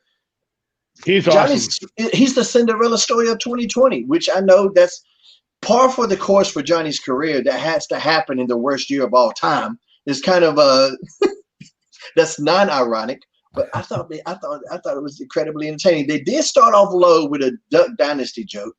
That was a gong hit if there ever was one. But other than that, it was super entertaining. Well, they even had the Duck Dynasty theme song, I guess, in the background to start off the show. It's 2020. Nobody gives a shit about Duck Dynasty. This is where comedy comes into play. You got to generally be on topic. You can't just throw in some random shit that nobody cares about whatsoever. Also, nobody really cares about twerking in 2020 either. I'm just going to throw it out, and we don't have to delve into that. Miley Cyrus killed that shit like 5 years ago. We're kind of over that. Oh, I thought that was thank God you said that. I'm clubbing this weekend, and I was getting my twerk game on strong. Okay, I need to go. Find another dance now. Alcohol, please. So, your boys, you talked about one of them earlier. The other we talked about last week, EC3 and Moose, with a little bit of Slater action as well. They had some fighting words for each other. Shane, what did you think? You know what? Hold on a second. When we talked about promo guys, MJF, you got to throw EC3 in that same equation right now. Really? Absolutely. Well, we talked about this last week. That's his strength. That was he's awesome. That was his awesome. His strength is on the microphone. Now, it's interesting you say that. It's a very different EC3 right now, but you could compare him more so to MJF from his time in TNA before his current run in TNA. As far his as promo, if you will. His promo Tuesday night, you felt that one. Mm-hmm. You believed it and you felt it. And what was cool was when they showed from 4 or 5, however many years ago it was, beating Sting, beating Kurt Angle, beating Matt Hardy, beating Drew McIntyre, beating all the top stars, and now saying he has to go back in time and eliminate all that because that's not who he is. And it was a great promo, and you can tell once again that you could feel it truly coming from his heart. All right, well, that's all right. A curveball there, David Hero. EC3, MJF, interesting comparison, which I've seen a bit online as well. But Moose, well, Shane, don't you agree when you say they're almost on the same page? Yeah, without a doubt. The spoiled little rich kid kind of type of gimmicks, very similar gimmicks, but they're going in totally different trajectories now. You know what? You said spoiled little rich kid, and that just reminded me of something. You guys made the point earlier that MJF and Cena had been trained by Jim Cornette. And what was Jim Cornette? Spoiled little rich kid. Yes, he was. With Mama's checkbook. Exactly. Yes. Fascinating. It's all connected. It's all right in front of us, folks. And what also was in front of us is Slater now gets a match. Correct me when I'm wrong, because I didn't watch all of Impact as intently as I needed to, but Slater now gets a match for a contract, which will lead to a title match with Moose as well soon down the road, right? Yes. Yeah. Thoughts on that? Well, what's interesting is, Heath Miller, or just Heath as they're going to call him on Impact, he's the baby face, right? But he's lying to get everything he's trying to get right now, which I think is fantastic. And if he defeats Moose next week, he will then get an Impact Wrestling contract. But it's going to be interesting because Moose has been on quite the tear. I mean, he's been the guy. He's the big beast. He beat Tommy Dreamer at Slammiversary, and now he's going to go into a match with Heath Miller, Heath Slater, or just Heath next Tuesday for the TNA Impact World Wrestling Heavyweight Championship that doesn't truly exist. I can't see Moose losing this match. Could you say it though? No, I can't even say it. You can't even say it. Yeah. Man, that's intrigue. That's what intrigue is. Like, I can't see, but then again, you just beat Heath coming in, but Heath is so entertaining, and he's shown levels. If you saw what he did on his promo on Monday Night Raw, what was that, 3 weeks ago? Mm-hmm. So he goes from he killed it in a serious promo. This guy, he can do it all on the microphone. So even if he doesn't win and he continues this gimmick of lying, trying to almost to Eddie Guerrero type thing, lying his way to get in certain positions, but in an entertaining fashion so that the fans actually like it. You know, that sounds like some good creativity to me. So I'm intrigued. I'm on board. Mm-hmm. Immediately following that, there was a matchup. It was a non-title match, I believe, for the Impact Women's Championship. Deonna Purrazzo going up against Kimberly. Purrazzo coming out on top. Your thoughts on the match, Shane? Yeah, it was a fine match. But I think the purpose was to get Jordan Grace back out there. You know, I think they're building to a rematch with Jordan Grace, and so you know the match was fine. I didn't hate it, but it was just kind of there. It was cold. Why the newly crowned champion is out having an exhibition or non-title match or whatever. We talked about that. Same thing happened on AEW. Not a fan of that, but it's just one of those go-to. It's one of those formula things that has been done, and people do it without ever questioning the logic behind it. You know, one of the downsides to things that happen in the business. So it doesn't make any sense, but it happened. We got Jordan Grace in there, and that was the purpose of the segment. For me, what I didn't understand is I have yet to see Kimberly win a match. So why even bother having a non-title? Just have a regular. She can't beat anybody. So just have a regular title match. I mean, to give her a non-title match means that she could be a threat, and she hasn't been a threat in weeks, at least since I've been watching Impact Wrestling. But yeah, once again, suggestion here, just like I talked about earlier with Sheeta, have Kimberly against another female competitor. Have Deonna at ringside on commentary so we can get some personality out of her. She could be on commentary with Josh. Yeah. If they even doing that, I don't know if Josh and Madison are doing that off-site or not. But, you know, even if she's not on commentary, she can come out after the match. Whoever's won, shake their hand. Deonna blast them. Boom. It ain't going to be that easy. I ain't playing no games. And then you bring Jordan Grace out. Then everything makes sense. But everybody's stuck with these champions doing these non-title matches. It just makes no sense. I don't know. Well, what I just said would have been way better. Am I wrong? Absolutely. I vote for Shane. Am? Wait, so yes. I said, am I wrong? You said that's how about that?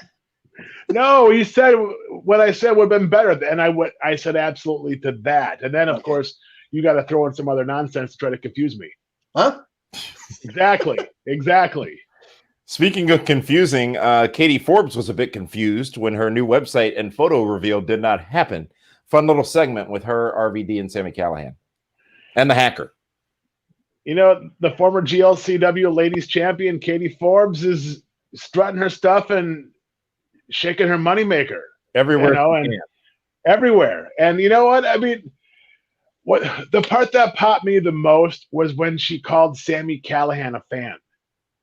How many times have people insinuated that he looks like one of the guys in the audience? And then for her to actually say it on their own show as the former world champion, I was like, oof, I'm surprised they even did that. But who would have thought in 2020 Katie Forbes would be the catalyst in the feud between RVD and Sami Callihan? Because obviously that's where it's headed. And who would have thought how great Sami Callihan would have looked in a bikini? I never thought of that. So. Right? Yeah. I mean, it wasn't bad. Who knew? Who knew? We get a medical update on Rich Swann. Again, there was a lot of passionate and a lot of believable promos this week from the three companies we're talking about today. We'll talk about Keith Lee and NXT in a few minutes. But Shane, your thoughts on what Rich Swann had to say and his update on his health condition? Good promo, had emotion to it. There was an action at the pay-per-view that had a consequence. We're not just forgetting about what happened to Rich Swann. They're touching back on it. That's good storytelling, and I like that promo. Dave? I agree. I'm excited to get Rich Swann back. I mean, he had a nice little run in 305 Live or 205 Live, and now he's in Impact Wrestling. I think that is the best place for him to be because now he gets to work with somebody like Eric Young. That's only going to make him that much better, 10 times better. All right. Well, Impact Wrestling would have a main event featuring the in-ring debut of the Good Brothers as they would take on the team of Reno Scum for the little parking lot melee last week. Good Brothers getting the win in this matchup. A good debut for them. You know, you talk about people in the right places, and what's interesting as we talk through this tonight, and it's just dawning on me as we speak, is the fact that everyone didn't land in AEW Mm-hmm. And the fact that everyone isn't going to land in Impact, and the fact that everyone isn't going to land in Ring of Honor or wherever it may be, is tremendous, because now this talent is spread out across the top 3 companies in wrestling, and the fans are being exposed to their potential. We still got more people out there as well, but the balance has really been very good between those who left WWE and are now in either Impact or AEW, and it's worked well. No one seems overloaded in my opinion right now. I agree. And also your boy made a little special appearance on Ring of Honor this week. Yes. Yeah, how about that? Yeah, I thought you guys might like that. I wanted to save the surprise for you. You know what? That was fantastic. But you never really said what your superpowers would be. I mean, we know you have many, but you see, what is the one you really want? I'm just offended at the audacity to think I have even only one. I have so many. Well, maybe you can reveal one new one every week here on this program. But yeah, going back to, I thought Gallows and Anderson looked great. I thought Gallows looked fantastic. His gear was cool. I actually texted him and said, "Hey man, you look great, man. I love the gear." And I go, "Did Carl leave his at home?" I'm not sure what happened to Carl's gear, but still, as far as the in-ring work, man, they looked as good as ever, if not better than ever. So that was good showing for them. And they elevated their opponents. They made their opponents, like, okay, now they're competitive. Because let's face it, on paper, that's as one-sided as it gets as far as tag team wrestling. Mm-hmm. But Gallows and Anderson went in there and they elevated their guys to a competitive fight. Yeah, Reno Scum is a good team. They're a good team. They just don't have the notoriety or name value of the Good Brothers. But, I mean, they held their own in that match. So you can't do it by yourself out there. Well, you can, but it's just not as fun. Hey. So hey, Shane, are you going to be watching the Boner Yard match Saturday night? Sorry? Hell yeah. The what? Talking Shop of Mania, baby, from the Good Brothers. They asked me about being on that, but I'm not going no damn well. I'm not going. I'm staying my ass on a farm in North Carolina. Yeah. So, Damien, it's on Fight TV. It's on pay-per-view. It's a Boner Yard match. Chad Too Bad against Sex Ferguson, and it's $14.99 on Fight TV. I'm going to order it. I mean, part of me almost wanted to do. Yeah. I mean, it's. They have said it's going to be the worst wrestling pay-per-view of all time, and I believe that to be true from what I've seen.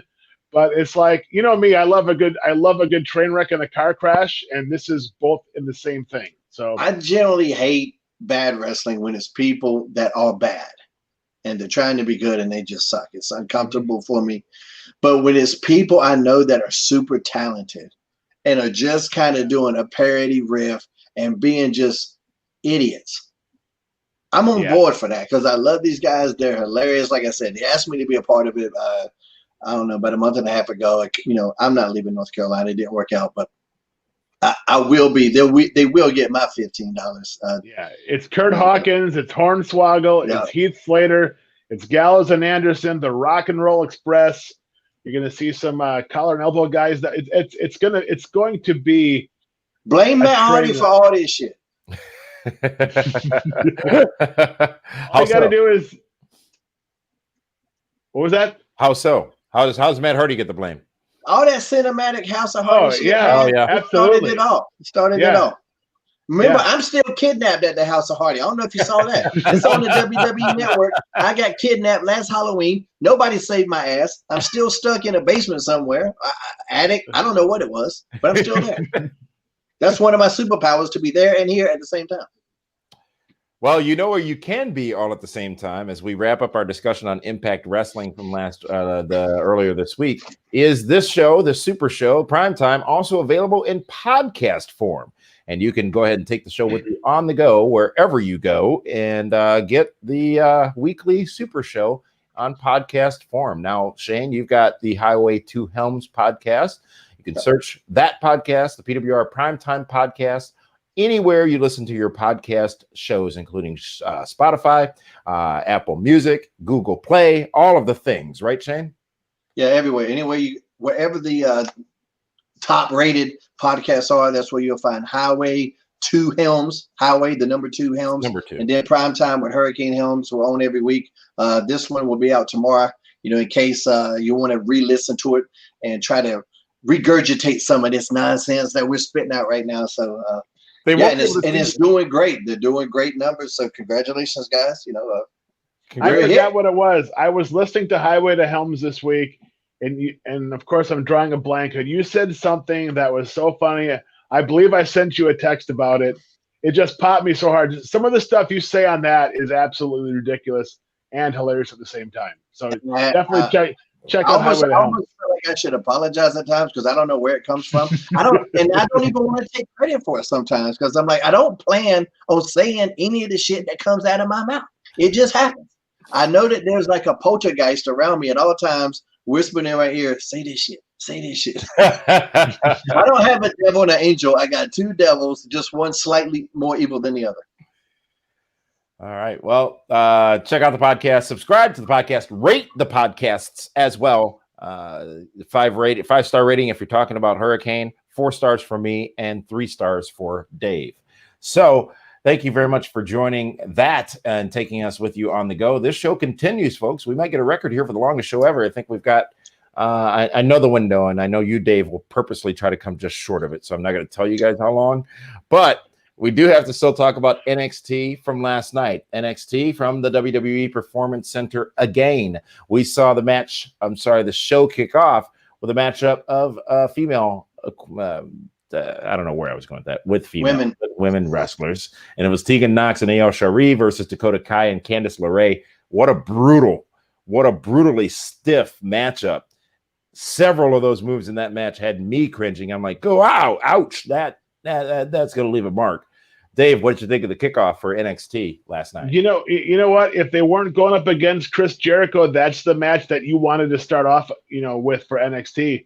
You had to believe that the girls knew what they were going up against. They're basically going up against the main event on the other channel, and they did. Candice LeRae was fantastic. Io Shirai was fantastic. I mean, all the girls in there, it was hard hitting, and it's like it was a fight. And again, to see the girls fight, much like what we saw on Raw with Nia Jax and Shayna Baszler, I like that. I don't like watching all the choreography, all the dancing wrestling. I like to see actual pro wrestling and fighting, punching, and kicking. And I thought it was a great match for NXT to start off with. The dancing wrestling? That's an interesting way to put it. It makes sense. I get it, actually. Shane, your thoughts on this opening contest, this physical opening contest over on NXT? Yeah, I thought all 4 women looked great. I thought, I'm a big fan of Io Shirai and Megan Fox. We've talked about them before. I thought Dakota Kai looked great. I thought Candice looked great. But unfortunately, somebody has to do the honors, and it was her. But I thought everybody looked great in that match, and they did lay it down. And yeah, there was some taters in there, but when the red light's on, that's what you do. Yeah. And I'm glad we didn't see anybody giving anybody the Iggy. Hey, are you okay? Anybody watch it, save that shit for after it's over. Save that for the back. All right, you be professional. You go out there, beat each other's ass, beat each other to death, then go into the back and make sure everybody's okay. And apologize back there. Yeah. And what you're talking about, Shane, again, to connect with the audience, is many times you'll see, because the referee does that sometimes too, and they have to, especially after a big move. But if you ever see it, it's a problem. Well, referees checking on the safety. That's their job. Right. But if this person is supposed to be beating this other person's ass, but he goes, hey, are you okay, right in the middle of it, then you take me out. It wasn't like Thanos right in the middle of Endgame looks over and goes, hey, Cap, are you all right? I ain't hitting you too hard, am I? Save that shit for the back. Be a professional. This is an art. This is a job. Be a professional. That's silly. And I saw people, there's been a couple episodes recently, just instances. I'm not going to name names, but I saw that, hey, are you okay? I'm like, save that weak ass shit for the back. If somebody did that to me, I would be upset if it was caught on camera. And it was one of my boys that did it too. It's one of the instances was one of my boys. And I was just like, man, what is that shit? Is that what you asked him? Just like that, or did you say it a different way? I said it just like that. What is that shit? Oh, so you were real. Yeah. You weren't interested in what was up with that. So next matchup was another physical contest. It was a brutally physical contest between 2 men who I have long been big fans of, one longer than the other. That Roger. Whoa. Pump the brakes. You're jumping over one of the biggest, most talked about angles in the history of pro wrestling in the last 6 days. Well, tell me about it. Adam Cole. Pat McAfee. Oh, no, I mentioned it earlier, and that was all I had planned to give it because it was. But now they bring Triple H into the whole thing. Yeah. And now he apologizes. You know what I mean? Said last week, Dave, when there are statements and when there's tweets and comments and they show the footage, it was supposed to happen. You said it was absolutely a work. No way it was a shoot. Absolutely. Yeah, there's no way. That being clear now as well. I don't know where they go with it. Where should they go with it? Is this a good thing for Adam Cole or not? It has to be a match. It has to be a match. There has to be a physical confrontation. They got to do a street fight. I mean, who knows? They might even pull a page out of AEW's and have it in a football stadium match, and then you give McAfee the home field advantage. But there's no way those two do not settle their differences in a wrestling ring. The NFL is just about to kick off, no pun intended. And what better way than to get one of their own, the former punter, the all-pro punter, involved in a pro wrestling match the weekend of SummerSlam? Yeah, it's going to happen. There's no question. I want to go back in the annals of time to the point, and something you mentioned triggered this memory. But remember when Royal Rumble 95, when Bam Bam shoved LT? Yeah. And Vince went off headset, Jerry Lawler. I believe that. LT and his guys were all, ramped up, amped up. Bam Bam was a badass. Just as you said, Dave, so believable. It was all a work as well. And granted, we didn't have social media and all the other stuff going at the time, but it feels as if now, all the stuff I said, now the WWE is saying, hey, look what happened. That they're revealing that it was part of the story and the plan all along. Whereas if you go back to, and I'm going back real far, but it was a great example of it, the Bam Bam LT situation from the Rumble the night it happened and Vince's apology on air after it happened to WrestleMania. It was such a natural, real feeling thing. Now, I was a younger person at the time. I didn't know as much as I knew now, but that's how something like this can be done. But can it still be done that way in today's day and age? Can I reclaim my time, please, on this? yes, Mr. Barr, go ahead.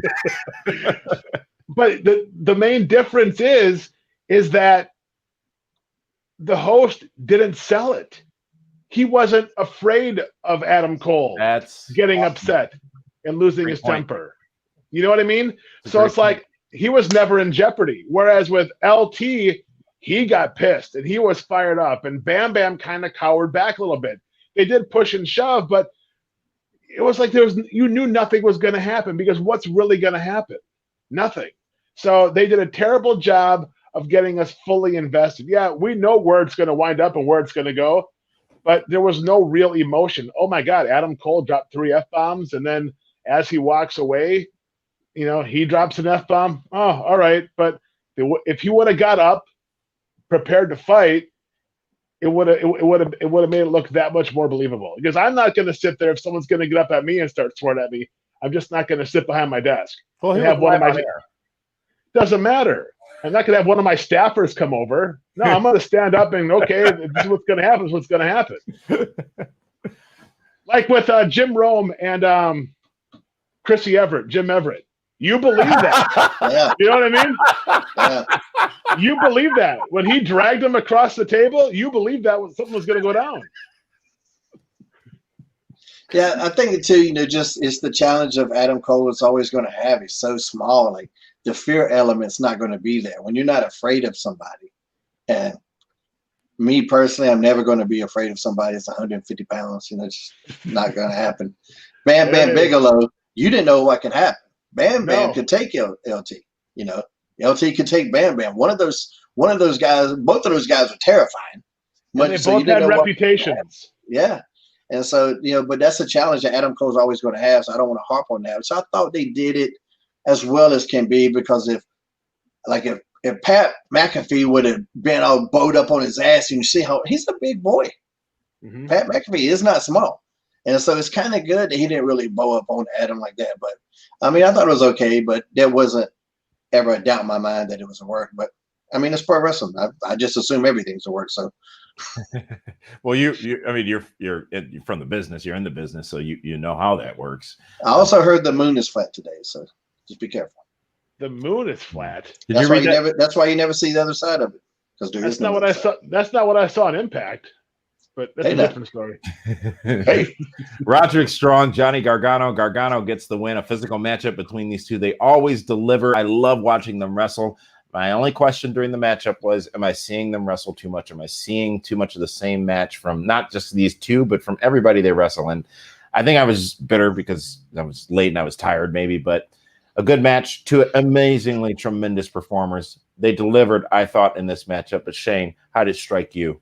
Yeah, this was actually one of my favorite matches of the week. Just from a technical, mechanical standpoint, those two guys are damn near flawless in terms of mechanics. But another clean win, basically, by Gargano. It's interesting. Another guy, him like Adam Cole, I'm never going to be afraid of somebody that small. So we're in a unique situation on how you book a heel like that. And he's Johnny Wrestling, so to trying to stay, close to that and pay homage to that, the work that they've done with building the Johnny Wrestling character. So, but move for move, it was probably the match of the week. It was that good, and man, Roderick Strong is just fabulous. So I enjoyed the match. David, I would have loved to have seen that match. I don't want to say polished up, but polished up for pay-per-view. I think that would have. I mean, that's where I expect to see that match.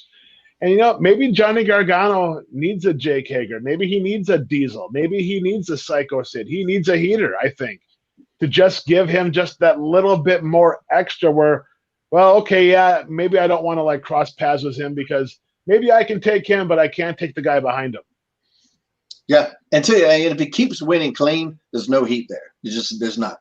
None. None. Yes. Next matchup was Shotzi Blackheart going up against Mercedes Martinez, and Shotzi getting the win in this matchup. Dave, what'd you think of this quick match? Whoa! I thought no, Shotzi didn't get the win. Correct. That was a test. Yeah. Oh, thank God I passed. Did the Dexter Loomis promo already happen here? That's before next. This. Okay, go ahead. I didn't make sure we didn't want to skip that. Go ahead, Dave. You know what? I love that Robert Stone finally got a victory. Thank God, because he needs it. But watching that match, and I hate to be nitpicky, but I'm going to be for this. Mercedes Martinez, she was not laying anything in. And I'm thinking if she's supposed to be the big badass heel that's going to fight for Robert Stone, some of that stuff looked mighty weak.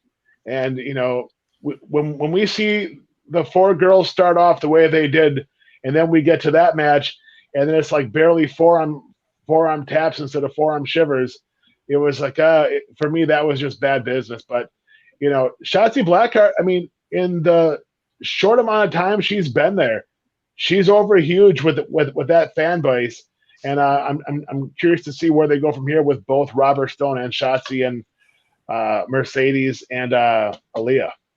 Well, we'd see Robert Stone later on in the night. I do have a question when we get to that point. But Shane, I was wrong. The next was actually the Keith Lee promo. So I'll give you your time now to get your stuff in. I mean, I think I agree. I don't disagree with what Dave was saying. Mercedes probably does need to lay it in, especially, her gimmick is similar to Shayna Baszler. It's almost virtually identical in terms of presentation. Until you got somebody like Rhea Ripley is also in that vein of this badass girl. So that's what we're used to. So if she's going to be in that vein, she's going to have to lay it in a little bit, or at least look like you are. Ideally, look like you are. And talking about Shotzi, she makes the most out of her minutes. For every time she's out there, she ends up taking some kind of incredible bump. I thought she took the bump of the week last week. Probably one of the bumps of the week this week with that German suplex off the top.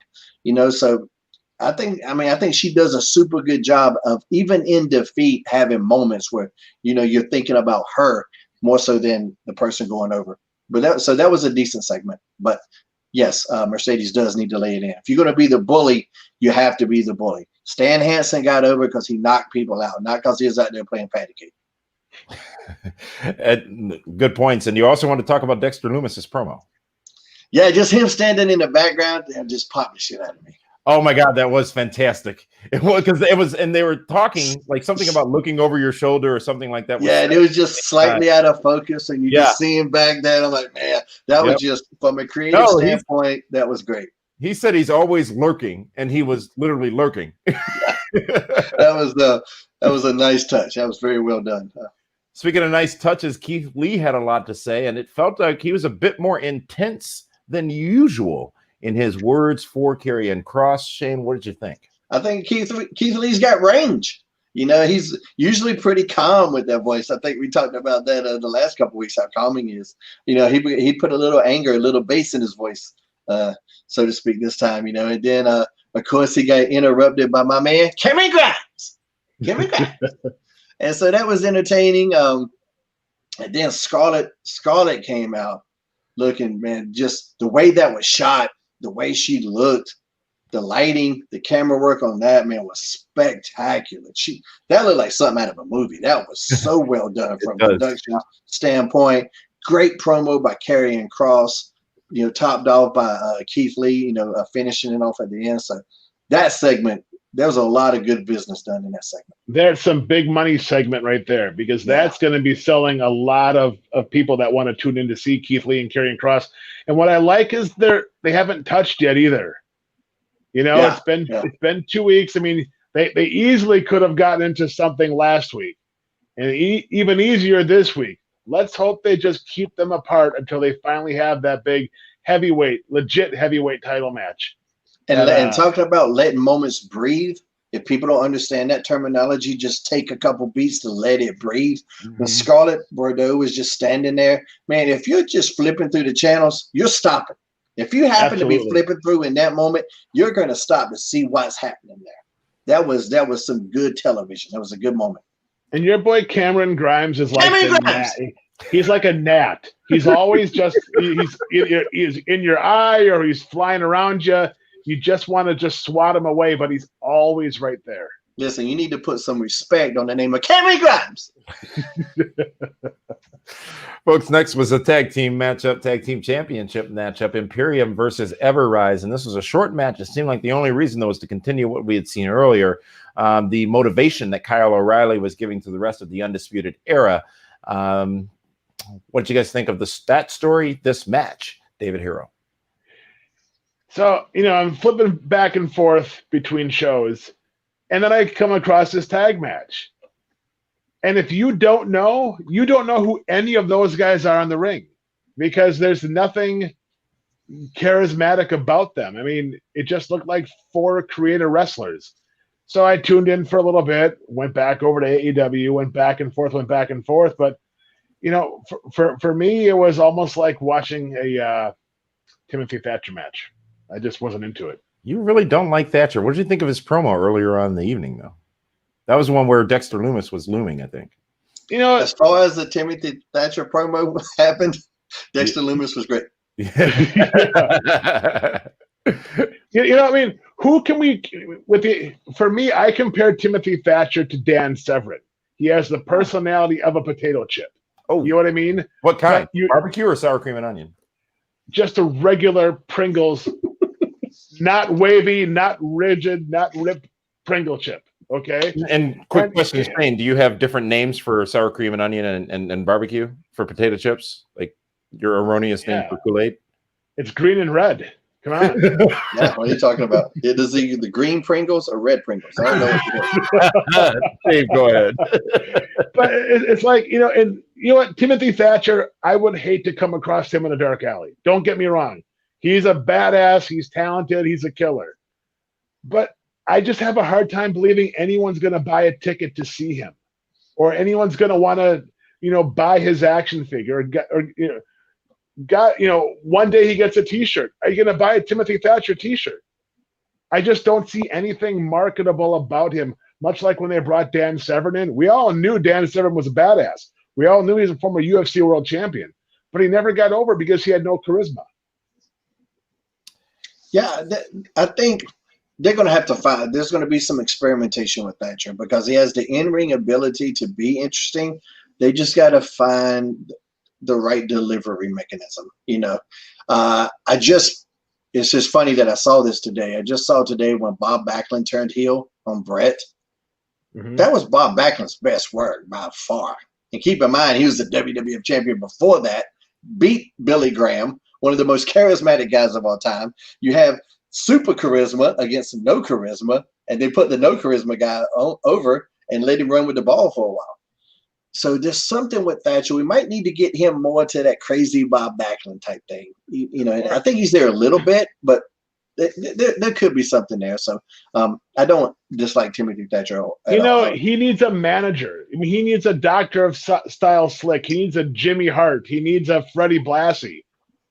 I mean, or could be, he could be just one of those legit heels, because we talked too about how sometimes you got a baby face, you got a tween, and you got a heel, and the heel's going to be the guy that's just kind of there sometimes.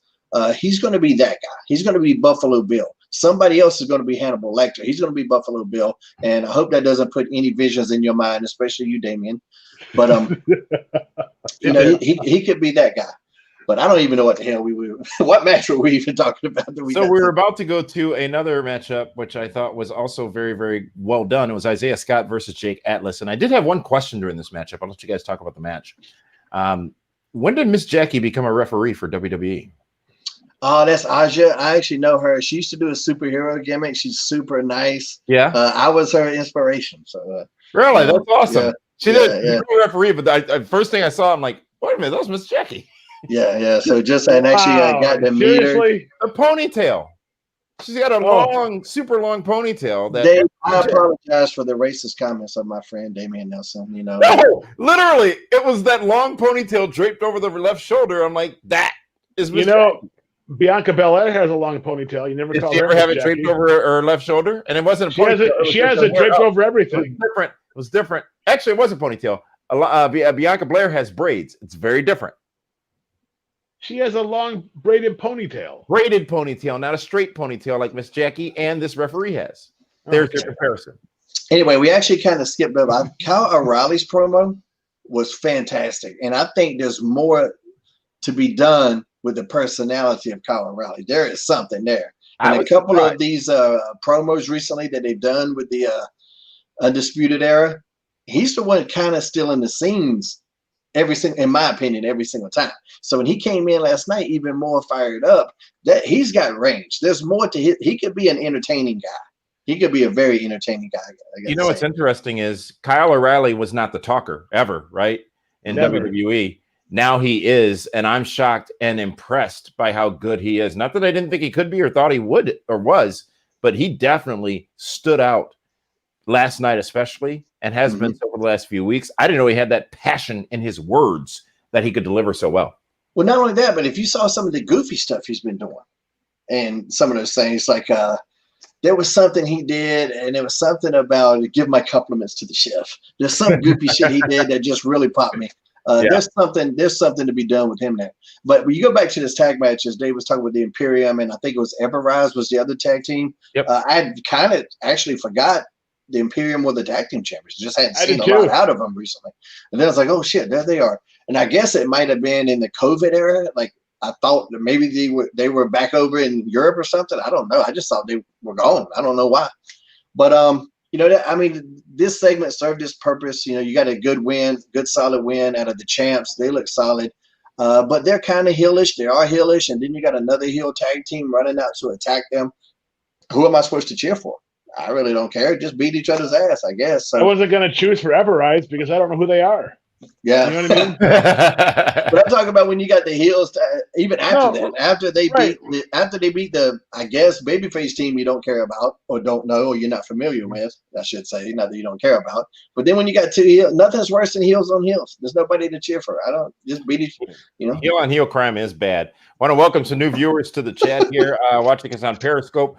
Torres Jr. 26, and also on YouTube, user by the name of Wait Until Dawn, who actually has this statement to make, and which we'll give you an answer to. I know this is an AEW/NXT show, but can you talk about the best thing in wrestling, Impact Wrestle House? So actually, Wait Until Dawn, you don't have to wait any longer. You just have to watch the first part of the show, starting at about the 1 hour mark, where we reviewed Impact Wrestling entirely and agreed with you.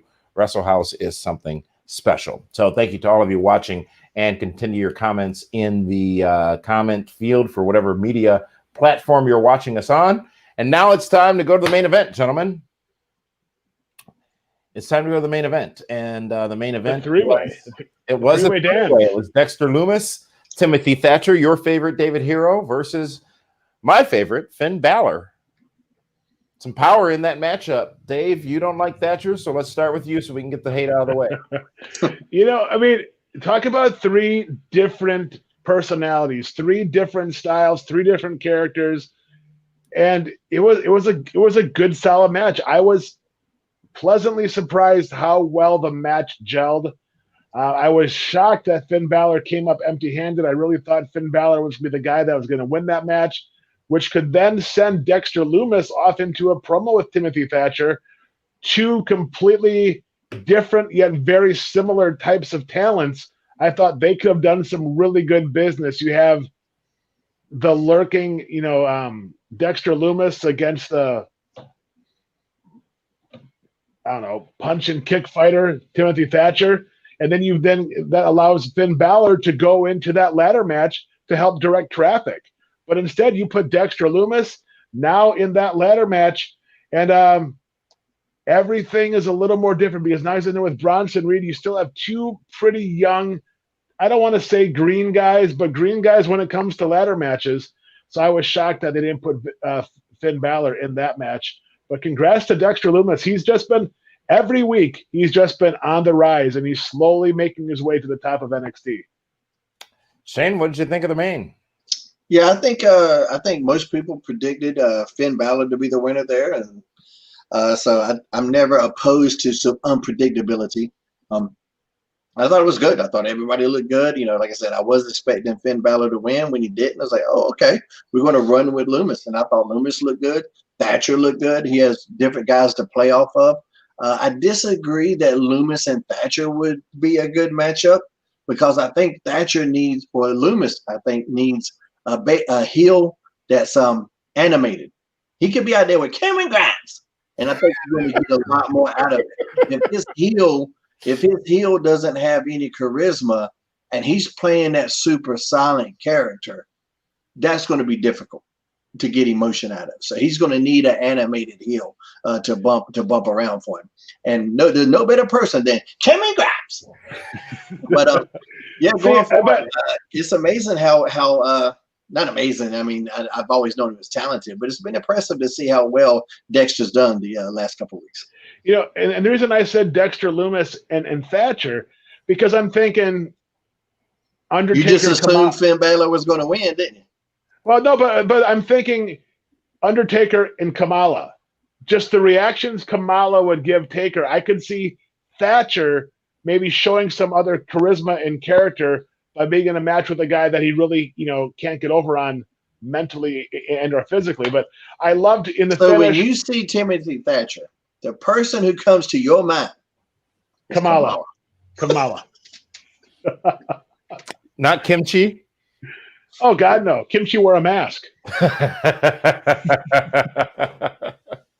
No, but Kamala's what got The Undertaker over for me. That's when I was really sold on The Undertaker, when Kamala was afraid, because I was afraid of Kamala as a kid.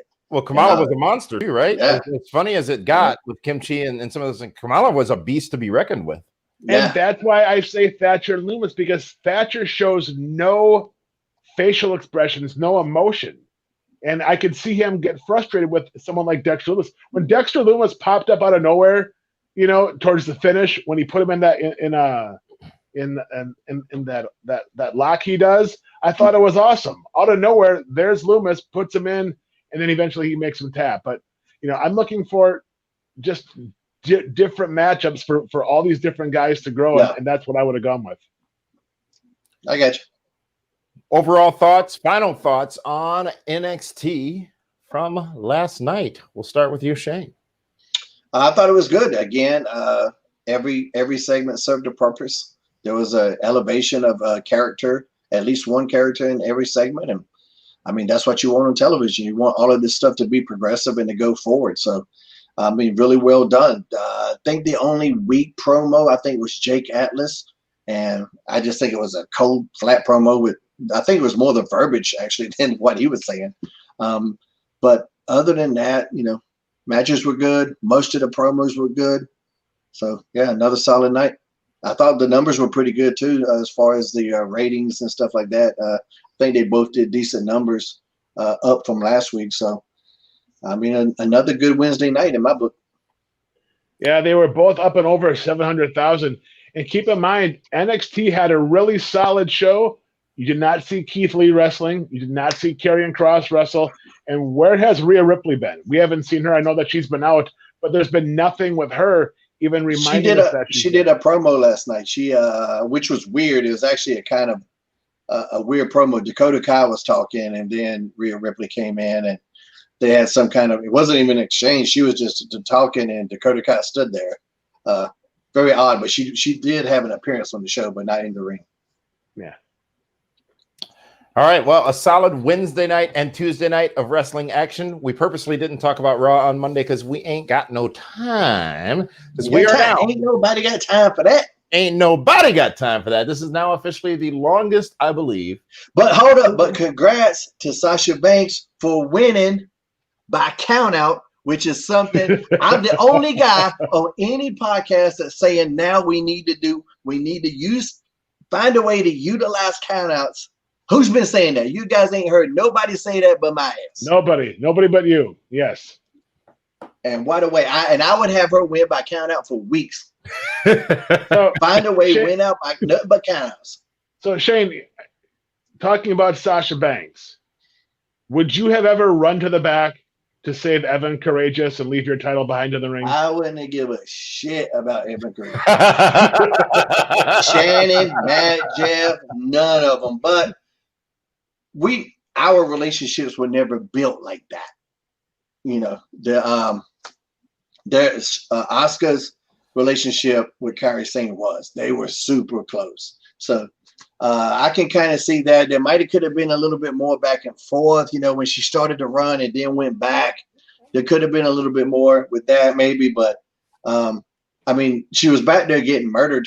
It looked like, you know, Bayley was beating the shit out of Kairi Sane, so I understand it a little bit. And you protect Asuka. Sasha gets a cheap win, but countouts matter because she won the championship on a countout. And I like that. I just like that it's such a, man, it used to be utilized so well back in the day, and just, it got away from being utilized. Now if she keeps beating Asuka by countout week after week, now it goes to a cage. It has to no way out. Yes. It's perfect. That's how you do it. There it is. There it is. All Cameron Grimes. Want to thank all of you listening to us on podcast form from Finland. And, you know, we're also big in China from a YouTube perspective. So, you know, we've got viewers there right now, including Nikita, who is watching it in on YouTube live. So hello to you. And I do want to end the show on a positive note, but on a sad note. And what I mean by this is, you know, earlier this week, Regis Philbin passed away over the weekend, actually. And Regis, along with Gene Okerlund and Dave, you'll know this name, Jerry Taft in Milwaukee, who used to be on the Channel 12 News. The three of them were the three people who inspired me just by their actions to get into broadcasting, to be honest with you. And, you know, you talk about when you lose people that you didn't know, because I didn't know Regis. I didn't know Jerry Taft. I knew Gene very, very well, and that was a struggle. But you know, I just want to honor Regis, because he was a part of the wrestling world as well. A lot of wrestling's pop culture popularity would not have been there without Regis and Kathy Lee in that morning show. How much I love Regis! I literally would get home from school, and I would have set the VCR, that thing we talked about earlier, Shane. Mm-hmm. I would have set the VCR to record Regis and Kathy Lee at 9 a.m. on Channel 12. And I'd watch it first thing when I got home from school and then watch Regis and Kathy Lee. And I'm just a young teenager. But again, it was just what everyone has said about Reg. It was his presence, his realness. And I think that's why we have been able to meld so well and do so well with this show. And this show's been on the air now for over 20 years. It's always about being who we are. And we don't sit here and pretend to be somebody we're not. We deliver our opinions, our feelings, our thoughts. And now what I want to do going forward is to do much like Regis did every day and talk about what we did the night before. That's shareable on air. So dinner party, whatever. That'd be fun. A little tribute to Reg. Dave, what did you have for dinner last night? Last night, it was sushi night with Cal. We went out for sushi. Had some sushi last night. There's a story right there, right? Of course there is. That's what you should have Regis seen that did every sushi. day with Regis and Kathy Lee, and then Regis and Kelly. I just wanted to spend a moment to honor Regis's life because he was an important fixture to many people, including myself. So, any thoughts on Reg, Dave, Shane, WrestleMania 7, and countless other appearances? I thought he was great at what he did. Go ahead, Dave.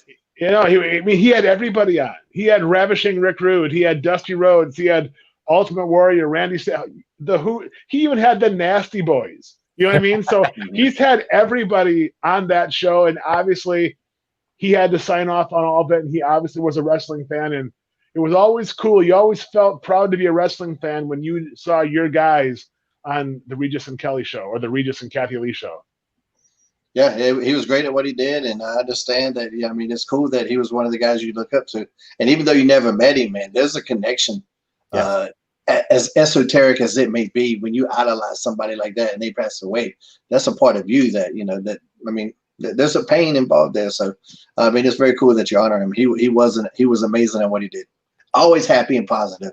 Always, and man. It'd be great to have some more people like that around these days. Right? Yes. The man who spent the most hours on television of any living person or anybody in history, Regis Philbin. Thank you for all that you did for the wrestling world and the entertainment world. I want to also thank everyone who watched and joined us here for this epic 121-minute show that we have just done live. You know what that means on Fight TV. It means we can go. That's what it means. Go where? Home? We can go. We can go. Wait, I thought it was a pencil, Shane, that bit the pencil. No, sometimes it's there, sometimes it's the tie. If you want to finish off on a laugh on something in that regard, one time Jack Lanza walked to the ring and slapped the mat to let the guys know it's time to go home. But here's the thing. In Jack's mind, nobody saw him. He thinks he did that shit sneaky. There are 15,000 people there. All 15,000 of them saw him do it. It was the least sneakiest thing you've ever seen. He just walked down and goes, bam, bam, bam. And we're at the monitor going, did Jack just slap the mat? You know what's been the interesting thing about tonight is Shane has had a thing for slapping and clapping this entire night. Yes. I think it's the fact that you're wearing all that yellow that makes it more hilarious when you do the monkey thing. Yeah, because I think the monkey had like a yellow shirt on or scarf or something. I'm the monkey. Damn it. I'm Curious Shane. I want to thank everybody for tuning in and joining us and interacting with us tonight, including our viewers on YouTube, Victor Rios, Eric Miranda on Facebook, Alpha Prato on YouTube as well, David Stronach on Facebook, countless other names. We won't get into all of them, but we hope you enjoyed the show. We hope you join us again Saturday night when we replay this show in its entirety across our social media channels and on Fight TV as well. So in the meantime, in the in-between time, for that one, this one, hero and the star of the show, Shane Helms, this is Damian Nelson saying thank you so much for joining us here on the Primetime Super Show live on Fight TV. We'll see you Saturday night, same PWR time, same PWR channel.